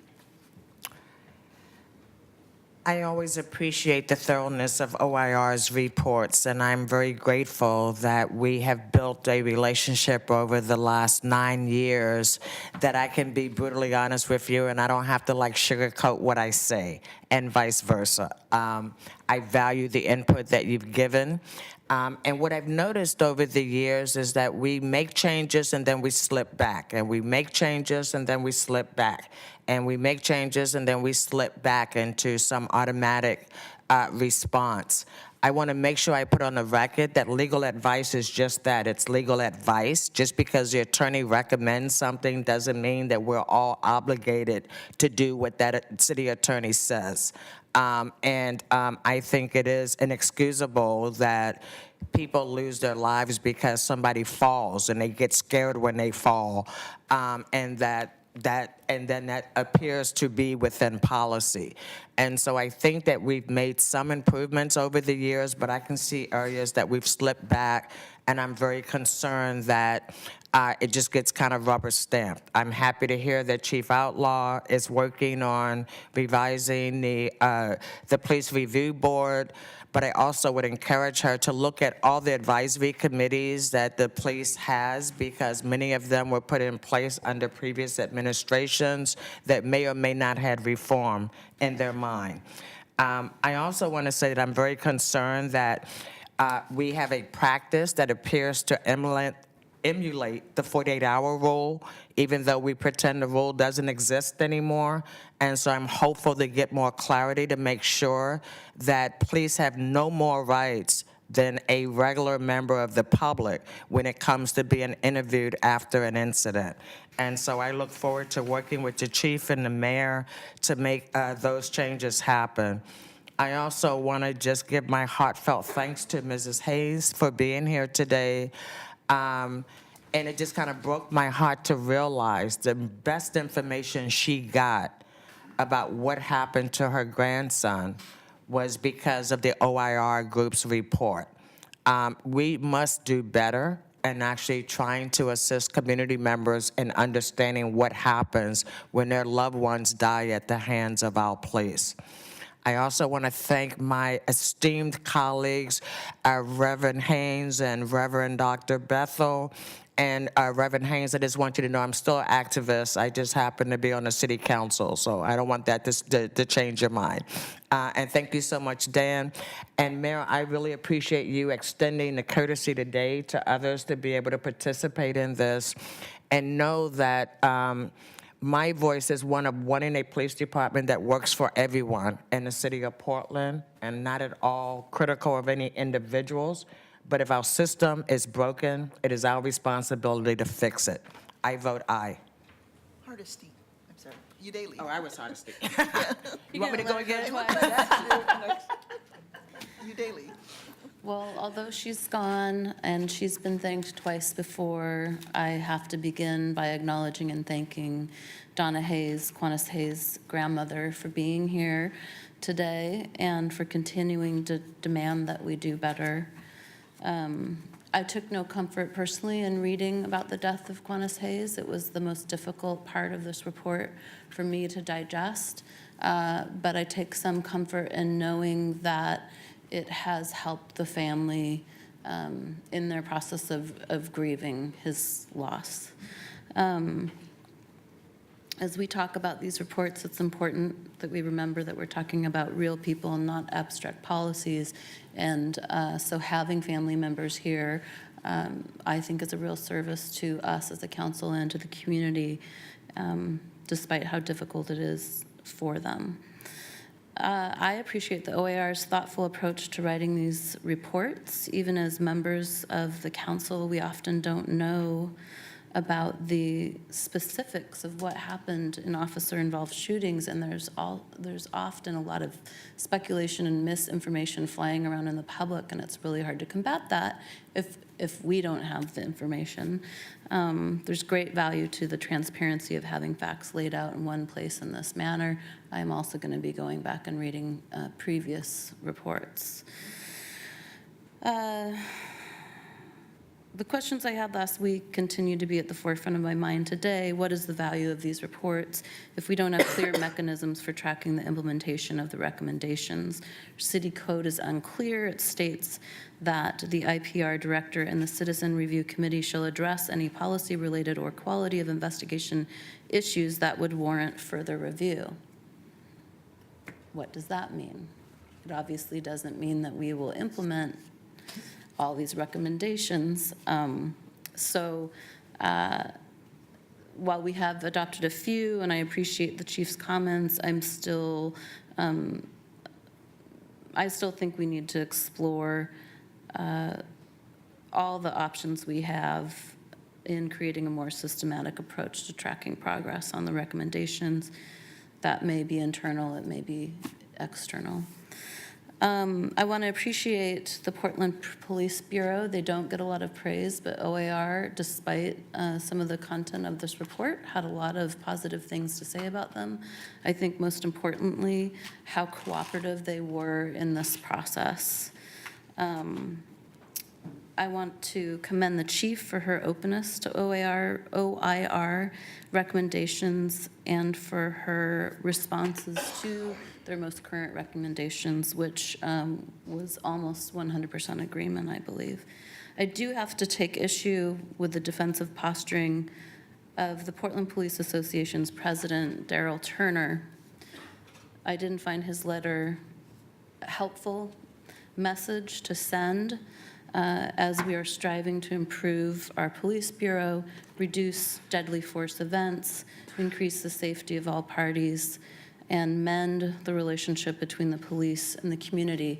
None of us are beyond the reproach, including everyone sitting at this dais, including the police bureau. And all of us have room for improvement until our very last day on this earth, I believe. And even then.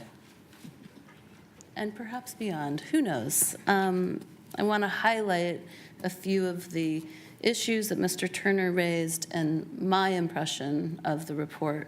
One, I think he felt like OIR was judging and criticizing his officers when I read this report as being really helpful, constructive criticism. We have to apply 20/20 vision in hindsight in order to reach our goal of reducing the use of lethal force and fatalities. 2, the report does not criticize officers for stumbling or falling, but simply asks the question if there were other tactical decisions that could have been made to keep them in a stronger position to begin with, and indicates the need for improved ground fighting training in the event they do find themselves in a compromised position. 3, suggesting that there may have been alternatives to using lethal force, even in instances where officers are being shot out at, also doesn't constitute a criticism in my mind.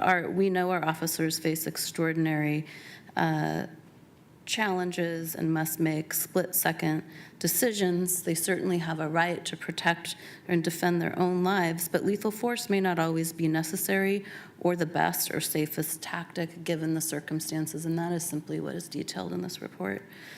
Finally, I want to echo a recommendation by the League of Women Voters, and I believe Dan Handelman.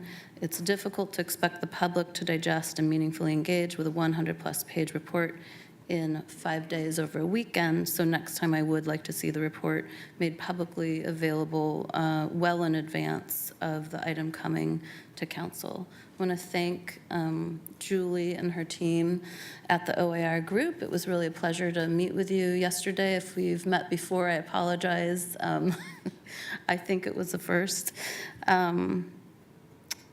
I want to thank everyone who came here today, everyone who testified, and just say that the fact that the Bureau finds so little disagreement with your recommendations is a testament to the vital work you're doing for our city. So thank you, and with that, I vote aye. Wheeler. Well, since the year began, we've seen 2 officer-involved shootings, one of which was a fatality. And since the beginning of my term, which was just over 2 years ago, there have been 18. The use of deadly force is without question the most critical decision a police officer can make. When it results in the loss of the life, it is certainly devastating for all. Officers are entrusted to make decisions under often challenging and complex circumstances. Every day, we ask them to take years of training and knowledge of PPB policies and thoughtfully apply them in their interactions with the public. Officers enter those interactions with training, with expertise, and a firearm. Our expectations as a community around officer conduct, of course, should absolutely be high, because there is too much at stake. That's why the reviews like the one presented today are so important. I want to be very clear. This is Monday morning quarterbacking, and Michael and I and the other members of OIR were discussing that this morning. And I liked Michael's comment that he said he was a fan of Monday morning quarterbacking. So am I. And by the way, if you want to use a sports analogy, so are all winning teams. In fact, after a game, win, lose, or draw, what do for most of the next week? They review the tape. They go back and they look at what they did right, what worked well, what excelled, and they look at what didn't work and what needs to be improved upon. And while I sometimes get criticized for holding the Police Bureau, of which I am the commissioner in charge, to a very high standard, I want to be crystal clear. I do hold them to a very high standard because I want the Portland Police Bureau to live up to that high standard, and I know that by and large, they want to live up to that standard too. Officers enter interactions with the public with these high expectations. OIR has served a very valuable function, in my opinion, for the city as a third-party reviewer of officer-involved shootings in Portland for the last several years. The reviews have enabled us to assess whether PPB's current policies and training are in fact reflected in practice. As leaders, I think it's incumbent upon all of us to ensure that the correct policies and training are in place so that if an officer makes the decision to use deadly force, he or she does so with the proper foundation in place. Though there definitely continue to be areas for improvement within the PPB, it's also important to emphasize, as the OIR group does, the good work the Bureau has done over time to improve its training, systems, and processes. It is not an easy job to be part of the Portland Police Bureau, and it is my hope that while we hold the Portland Police Bureau and the men and women in that bureau to a high standard and we hold them accountable, I hope we will also support them in their efforts as public employees in this city the same way we support public employees in all of our bureaus. And I hope that we heed the chief's advice that we give them the tools, the resources, and the access to training that we give to other bureaus when they seek to improve themselves. Since joining the City of Portland, Chief Outlaw has been a force for change. She's made clear efforts to connect with Portland residents and push the Portland Police Bureau to the next level of policing. She gets very high marks from people in the community. I also have a recommendation, call it a directive, call it an expectation, call it a new partnership to Chief Outlaw. In looking forward to the next report, I expect to be provided with periodic updates from the Bureau on the implementation status of each of the recommendations not currently or fully in practice. I'd then like the full update presented to Council at the time of the 7th report's release next year. I would like this to become institutionalized as part of the presentation of this report. And I heard a strong consensus from my colleagues on that point. I want to thank the Chief and I want to thank Acting Commander Bell for representing the Bureau today and for their persistent efforts to make PPB better for the residents of Portland. Last but not least, there is a role for the City Council here. And I think it's important for us to understand that sitting on this side of the dais, the call to improve and the challenge to be better rests with us as much as it does with the Police Bureau. And again, this gets back to the question of which contracts we decide to sign, because the contracts we decide to sign often lay down impediments to the leadership in the Police Bureau to be able to do the kinds of things that OIR recommends in their report. Some of the recommendations can be accomplished by administrative fiat, and I would expect the Chief to live up to her commitment to enact those things through fiat as the Chief of Police. Other things will require additional support and funding from the Portland City Council in order to be accomplished. That is clearly laid out in the report. And last but not least, many of these issues will have to be bargained collectively with the Portland Police Association and other collective bargaining units within the Portland Police Bureau. In all of those cases, this council has a role as well in terms of accountability. Last but not least, I'd like to thank the OIR group for your critical eye in conducting the work and your partnership on these issues. I think this work is very important. I know you will continue to push us and prod us. You will continue to provoke important conversations. I will confess I'm not always going to agree with you. But that's part of the point here, is that we have a clear and open and frank dialogue about these issues. In this particular report, the 6th edition of the report, you made 40 specific recommendations. The police chief is committed and agreed to all 40 of those recommendations. I want to state for the record, so too do I. And I will work with the chief and the Bureau and my colleagues here and the PPA and others to ensure that we actually live up to that commitment. So with that, I thank you all. I vote aye. The report is accepted. Last little bit of business related to this is the second reading of the ordinance. That is item number 110. This is a second reading of a non-emergency ordinance. We heard the presentation on this last week. We took public testimony on this last week. This is with regard to the extension of the OIR contract. Carla, please call the roll. Fritz? Well, today's hearing really showed why this is a good investment for the citizens of Portland. Thank you for your work. Aye. Hardesty? Yes, I just wanted an opportunity to have quality time with the principals of OIR before I voted to affirm this extension. Really great work, folks. Really appreciate you. Aye. Udaley?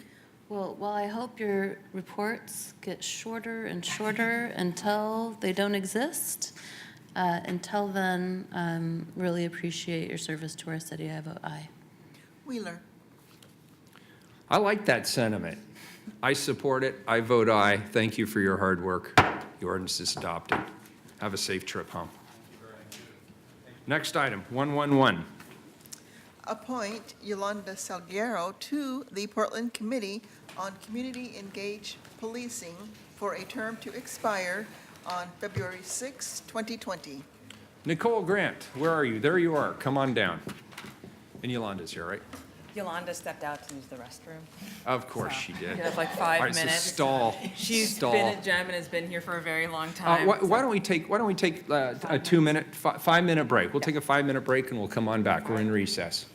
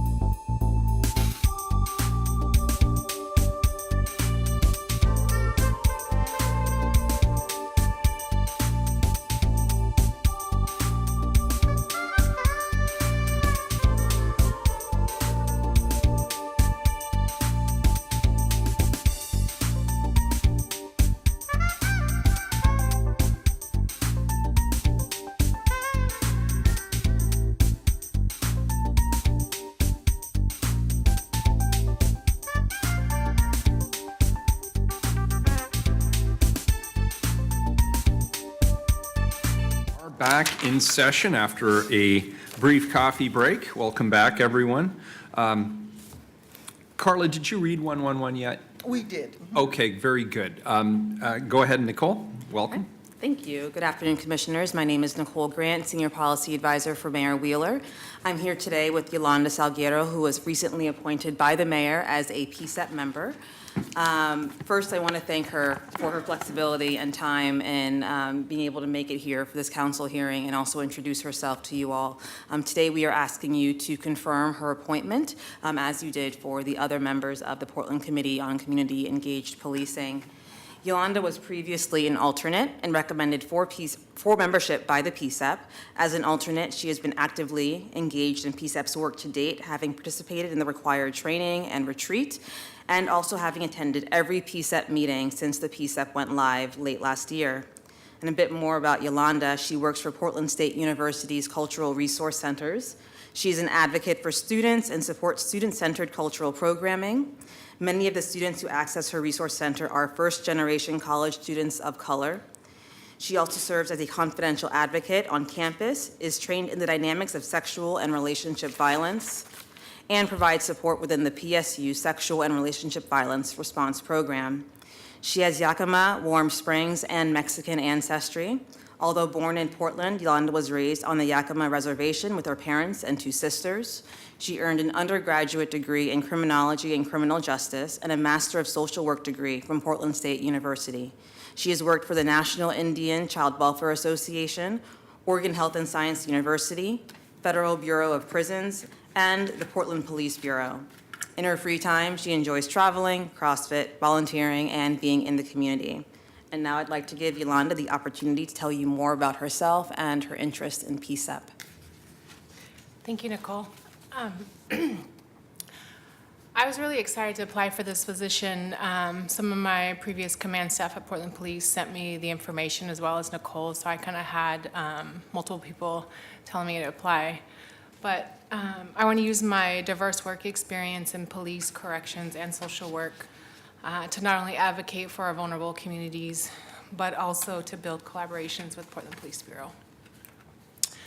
I've learned police policies and procedures in my position as a civilian background investigator for Portland Police. And part of the things that I was tasked for in that position was going out into the community and explaining how to become a Portland police officer. And in that capacity, it was not always received well by our community, but I did that by myself. And so with working with PSEP, I get to actually work with a committee of folks who want to build positive collaborations and partnerships. So I'm really honored. Thank you. Very good. Thank you. Do you have any questions, Commissioners? Oh, I have one. It's sort of my favorite question for folks who want to be on the PSEP. And first of all, thank you for stepping forward. Thank you for asking to be considered. What do you hope to bring to the PSEP? You've now had a chance to hear a number of the meetings. You are starting to get a sense of the personalities and the dynamics on PSEP. What do you think that you can bring in a positive sense to PSEP? And I'd also like to know sort of the flip side. What concerns potentially do you have or fears do you have about your engagement in PSEP? To your first question, what do I bring? I bring kind of a multiplicity of perspectives, so not just the law enforcement policy and procedure, but also like a social work perspective, and that's needed on our committee and working with police. One of the things that I was advised by a Portland police recruiter is we should be recruiting social workers for police officers. And so kind of having those multiple perspectives, I'm looking forward to bringing that. As far as concerns, I mean, I pretty much expect people to be angry and frustrated with police, and I've kind of been on both sides of that. And so it's not new to me. So that's kind of what I expect. How do you take that kind of criticism, knowing that you've been to enough PSEP meetings to know there's a couple of people who are very, how do I say it, enthusiastic about their participation. They care loudly Are you comfortable in that kind of an environment? I am comfortable in that environment. I've worked with folks like that in the various positions that I've held. And thinking about those individuals in particular, some of them struggle with mental health challenges. And so coming from a compassionate lens and knowing that sometimes with the things that they're articulating, they wholeheartedly believe what they're saying. It may not be accurate, it may not be like in the actual police report, and the people even in the audience may have said like, no, that actually didn't happen. But just knowing that that person who's articulating that really believes that's what occurred. Very good. Colleagues, Commissioner Hardesty. To your last point, so you've worked with the Portland Police Bureau in the past. Could you talk a little bit about what you've done with the Portland Police Bureau? Sure. I started in the juvenile runaway unit, and that was very challenging, working with police and social workers and parents, but it gave me really good kind of personal understanding of what those teenagers, the missing teenagers are, and their families are going through. From there, I went into corrections and came back, and then I transitioned into Portland Police in the personnel division. So I started working for a sergeant as a public safety aide, and then I applied and as a civilian background investigator. And so that was not easy, and that came with politics there too, because the command staff at the time advised me not to apply. They said those positions are going towards retired police officers, so don't even bother applying. So there was some failed recruitment, some issues with folks of color being hired from other police agencies. And so then they opened up the recruitment again, and they said, okay, now we're hiring folks with law enforcement experience, and they don't have to be a retired police officer. So then with kind of my multiplicity of experience, I was hired.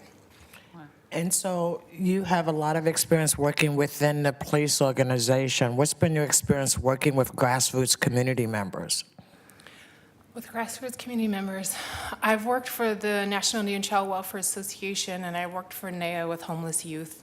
So both of those have been pretty grassroots, coming with like no budgets. And luckily, Multnomah County actually was one of our counties who provided housing for NEA's folks who were accessing services for homeless youth. I still volunteer in the community, so I do. That's part of why I want to also be on this committee. I get to advocate for students, but I also want to still work in community with adults. So I'm excited. Thank you. Thank you. Any further questions? I'll entertain a motion. Move to accept the report. Second. We have a motion from Commissioner Fritz to accept the report, a second from Commissioner Daly. Please, to accept the appointment. Please call the roll. Fritz? You know, job applicants often say that they are uniquely qualified to perform this role, and when I'm reviewing 20 applications, then they all say they're uniquely qualified.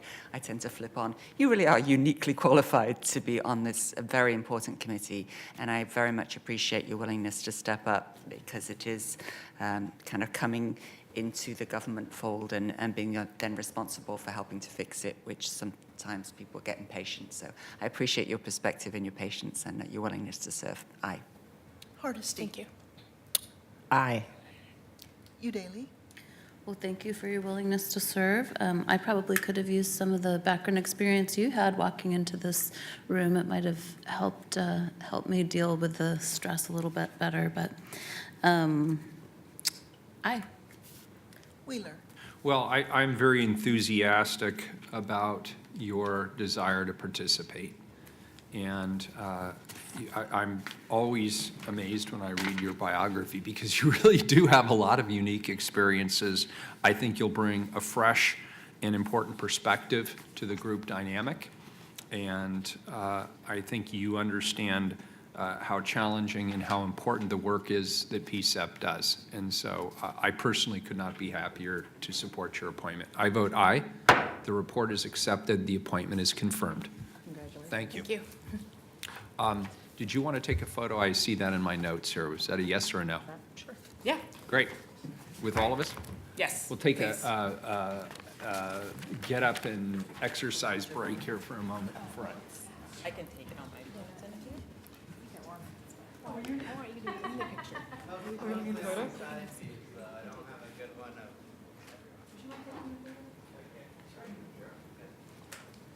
Should we do it over here? Yes. All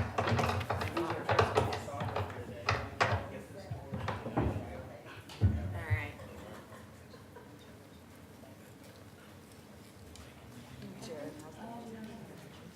Me? Oh, wait, Jared wants you in the photo too. We were missing a couple. Yeah, we need. Yeah.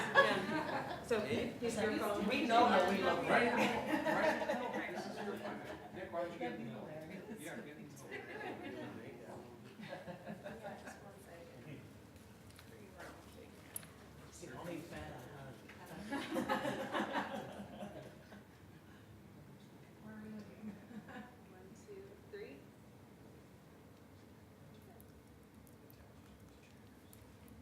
Great, thank you. Thanks, Yolanda, we appreciate it very much. Yeah, thank you.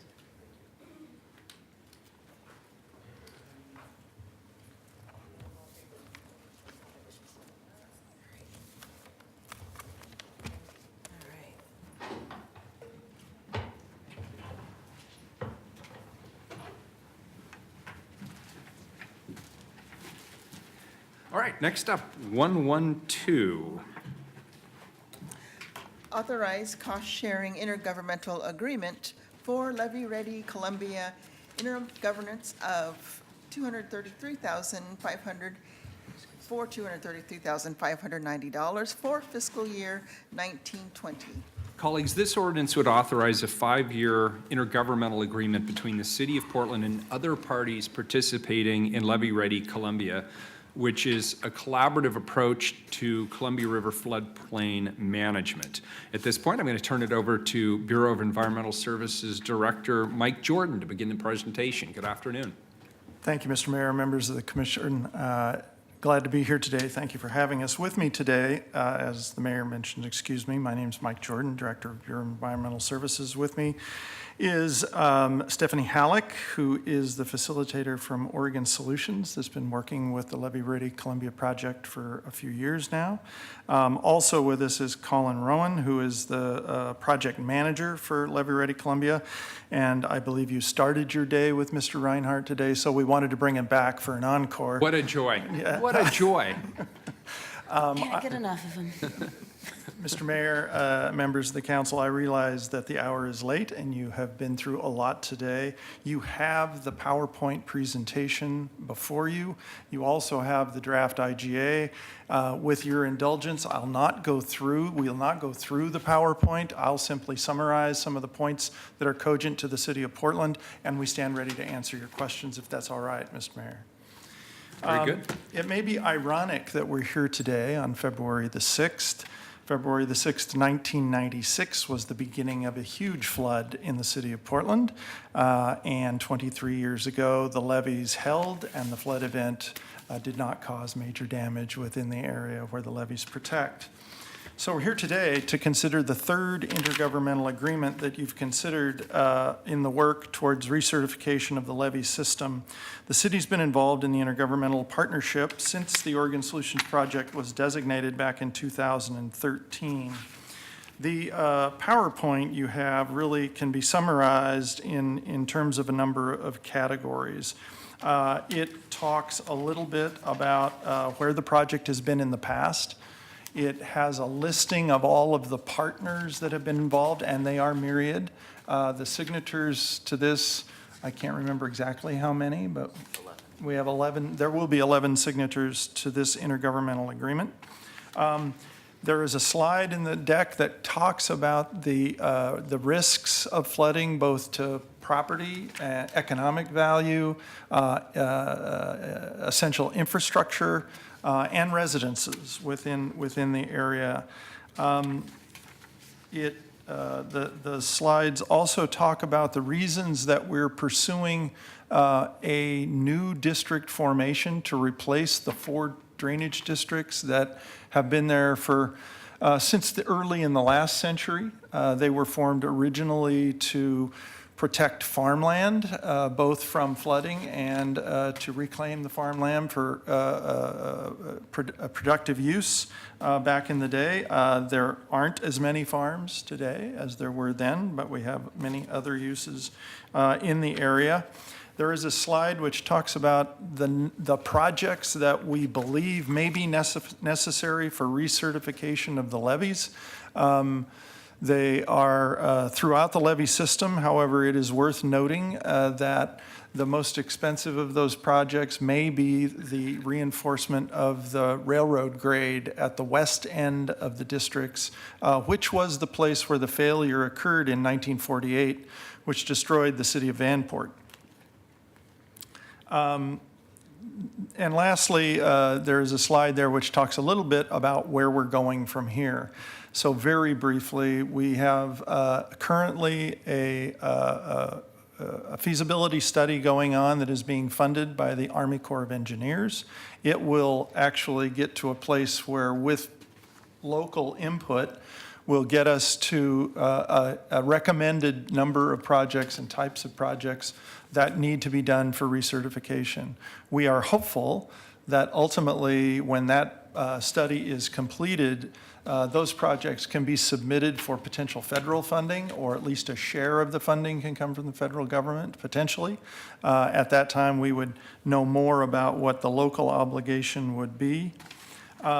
Also, as pertaining to that district I was referring to, there are pieces of legislation now at the state legislature which have been submitted that will be under consideration for the formation of an entirely new district to modernize the way we govern and the way we pay for both the protection of the levee system in the future and also the internal workings within the levee. There's a lot of pumping that has to be done, lots of piping and conveyance of both waters within the levee system, but also some surface water that goes into the levee area.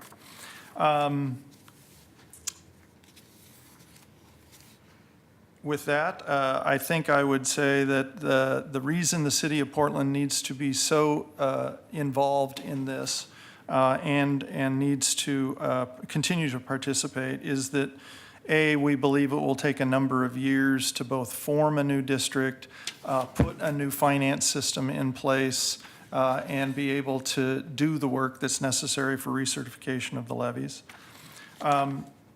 Secondly, of all of the lives, property value, ecological value, and essential infrastructure that's protected by the levee, the vast majority of it exists within the city of Portland. And so regardless of how this all plays out at some point in the future, the city of Portland has a lot at risk behind the levees. And so another reason for us to be involved. With that, Mr. Mayor, you have the materials. I'd like to stand ready to answer any of your questions, and certainly the folks from Levee Ready Columbia would be happy to do so also. Very good. Commissioner Hardesty has the first question. Thank you so much. My question is very short, sweet, and to the point. We're going to create new districts, and who pays for that? Right. There is a bill before the legislature which would create a new, I'm forgetting the name as I speak. A Water Quality and Flood Safety District. Thank you. It is a new district under Oregon State statute.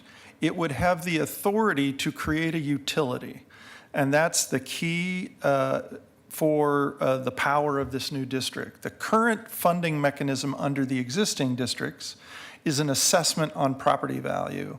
That assessment has been deemed a Measure 5 tax. And therefore, what happens is, because of the low value of public property within the districts, read Heron Lakes Golf Course, for instance, because it has very low real market value because it's not usable for any other use, therefore it goes into compression very quickly, and the financial burden is shifted to other properties, predominantly private properties within these districts. The money that would need to be raised to do the capital work on the levees, if it had to be raised under the current system, would not only be beyond the capacity of those districts to raise the money, but the more they raise, the more inequitably the money is charged to individual properties. We've looked at this for about 2.5 years now and believe that a utility model is the most fair way to allocate the overall maintenance and construction costs for these things. And so the statute before the legislature would not create the utility. It would create the district with the authority to look into a utility. There would be a transition period with an appointed board, which would go through all the methodologies and machinations of seeing how can you fairly allocate these costs through a utility. And only when they found that could be done successfully would there be an elected board elected, and they would hold an election, and the elected board would be able to actually operate the utility over the long term. I hope that makes some degree of sense. Oh, no, it did. It Okay. actually made a lot of sense. But you still didn't answer my question, I'm sorry. like who's going to pay for it? So basically what you're trying to do is spread the cost out through a lot more stakeholders than currently pay for it, right? In essence, yes. And I can give you very briefly what we've been talking about, because it really would be the transitional board's job to really nail this down. The folks who live inside the levee system now in the floodplain, they would carry still the bulk of the burden for operations and for capital. However, we would look to potentially spread some of the costs burden for the management of surface water that comes off the uplands and into and has to be conveyed to the Columbia River. We would look to transfer some of that cost to those folks. I might add that within the city of Portland, that cost is already being transferred. The Bureau of Environmental Services pays the drainage districts a little over $600,000 a year for that conveyance cost. So it really would not necessarily be a transfer, because if in fact the utility transferred those costs, we would stop paying that $600,000. So it would be one way or the other for the city of Portland. Other jurisdictions, however, do not pay that kind of a conveyance, and so some challenges there. The third level of cost would be looking at a general obligation bond, which would have to be voted upon, of course, that would transfer the just capital portions of the cost to renew the levee certification, those capital costs, to all of the district's property owners, which would be Multnomah County within the urban growth boundary. That's the proposed boundary for the district. I love this stuff. So I am glad you do. I do. Commissioner Fritz. So just to follow up on that, let me make sure I've got this straight, that for this particular... Sorry, go ahead, Commissioner Fritz. I think I know who gets the environmental services next. It's Not me. I can also tell it's late in the day. You really can. Come on, team. We can get through this. Okay. The 233,590, the council in previous years has set aside some money for these intergovernmental agreements, and we've got about 800,000 left, of which, so this is coming out. But we do anticipate there will be some other overhead costs coming in the next several years that we won't have enough money for, and so the budget office will put that into our forecast. Is that a fair summary? Yeah, for the record, Tom Reinhardt, Chief Administrative Officer. That is a correct summary. In the assessment and the evaluation they did for your packet, we discussed with them that we did have enough money in the carryover from special appropriations previously, but that they would have to build out the additional costs in the 5-year forecast. And That's correct. to be clear, it's not the general special appropriations that we hand grants over. It was a specific, this is for the levy, this is the amount we're going to put in this bucket, but it's going to live in special appropriations. That's correct. And to council's credit, since council has been methodically supporting this over years, that has been in the queue in the city budget office. They're prepared for this. And there's an expectation that we will want to continue this relationship per your direction. Thank you. Can I get some idea of the time frame, or do we know?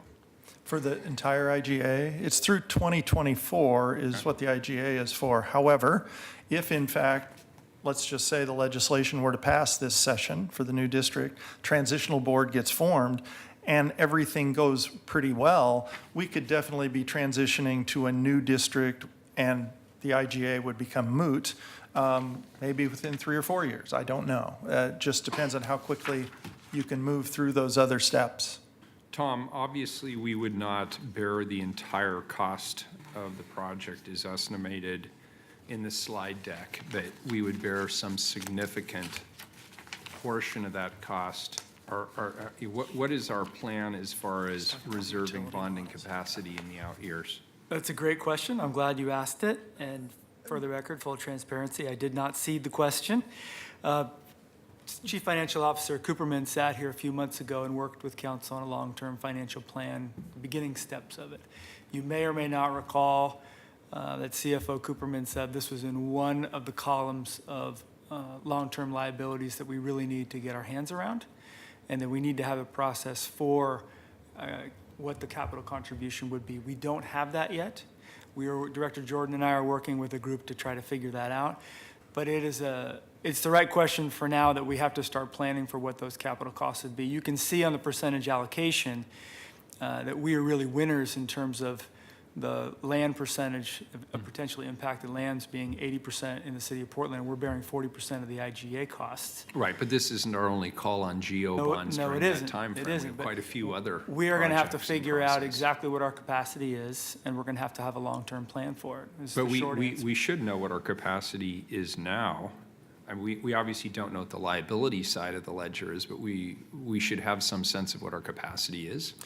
Yeah, our debt capacity is always a percentage of real market value. So I'm confident that we will have the capacity. The question then becomes the debt service and the vehicle through which we pay that debt service, which this highly competent group is helping us figure out. See, Commissioner Hardesty, this is the part that really excites me. I think we can get some partnership going here. I think we By can- all means, we can keep work the it out. questions coming. We can This work is it out. fascinating. No, those were my questions. It's after 5, but I got all night. Very good. It has been a long day. It's been a Nerds. long day. It's not a nerd-friendly end-of-the-day subject.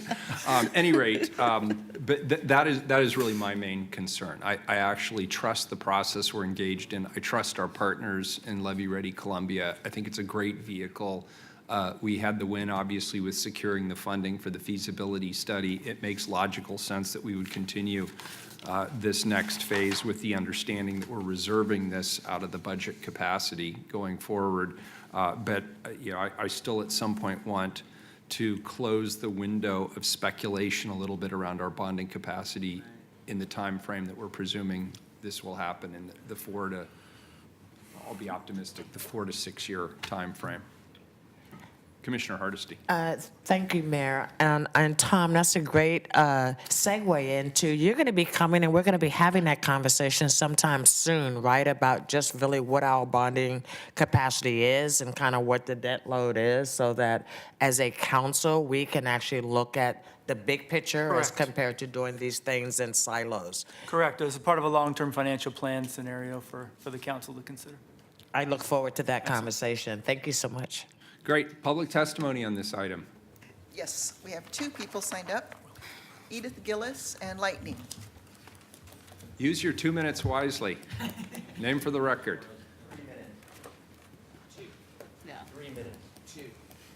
3 minutes, we're the last speakers. This is completely unreasonable. So I have I another want to meeting make to go to. sure that when you're looking at this, that you're considering both the different influences on levee stability and longevity, as well as on those who put us at the most risk and those who have the most capacity to pay, and to be careful of the conflicts or the catch-22s where we have a vested interest to raise the tax rate on different folks. I would like that to be correlated to the dangers that they give to the levee and to our civilians and our environment, and at the same time, that we need to have a lot of bioremediation. We need to have a lot of natural areas to absorb the water and to not have overdevelopment. And that's not necessarily taxable, but is of a great value for us.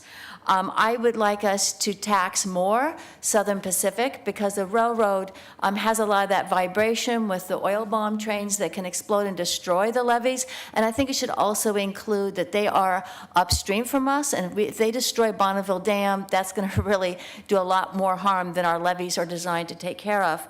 Also, we have to be looking at the different explosive chemicals that are being stored and used along the levee, because when those explosions happen, the levees will not be able to stand. I would like us to make sure that we additionally have bioremediation, that we have native plants along the way, and that we take care more of the construction projects that will have vibration, that will affect the water table and affect the stability of the soil. I also want us to make sure that we take into consideration the 4 new fault lines we just discovered that are from Mount Hood to Portland and to the Columbia River, in addition to the other fault lines that we already have in the city, and how those interact with each other, especially with the methane gas lines. Thank you. Again, before I start, you had other speakers come up here that you normally don't do. I'm just asking for 1 more minute on this issue, because to me, it's the most important issue that we'll ever have on this agenda. Get on it. You're already wasting our time. Okay, fair enough, sir. Go. I was just asking. My name is Lightning. I represent Lightning Superhumanity. The Portland International Airport is a joint civil and military airport. This levee is designed to protect our Portland International Airport. This is a national security interest at the highest level for infrastructure funding from the federal government, at the highest level. When you do research on the levee, on how close it is to the airport, we will be one of the closest that you'll find. This is a national security emergency that we need to look at this and understand. That levee was put in many, many years ago. In 1948, Vanport flooded. They came back in and they did new work on the airport in 1950. It flooded everything. And you have to understand, we cannot have this airport flooded. This levee is nothing but a glorified sandbox that was used to protect the farms back in the day. We have billions and billions of dollars to protect today. We have climate change, radical changes in our weather, radical changes in the rise of the rivers. I was there in 1996. I understand what this levee is about. And let me say this to you. This will not get accreditation. This will not be up to the New Orleans standard, which the Army Corps of Engineers spent $15 billion. And to Mr. Bob Paplin, listen very close with your watchdogs. I want you to analyze building new, build brand new levee and analyze this from start to finish. This will be the largest construction project in the history of Multnomah County and Portland. This will dwarf the I-5 bridge, and we will get approval from the federal government due to the fact of the military use at this airport and the close proximity to this levee, which is outdated. And if the Army Corps of Engineers approves this levee with accreditation, put your name on that report, because you're not going to have a job in the future. I guarantee it. Thank you for your time. Thank you. Colleagues, anything else? This is a first reading of a non-emergency ordinance. It moves to second reading. We are adjourned. Hallelujah.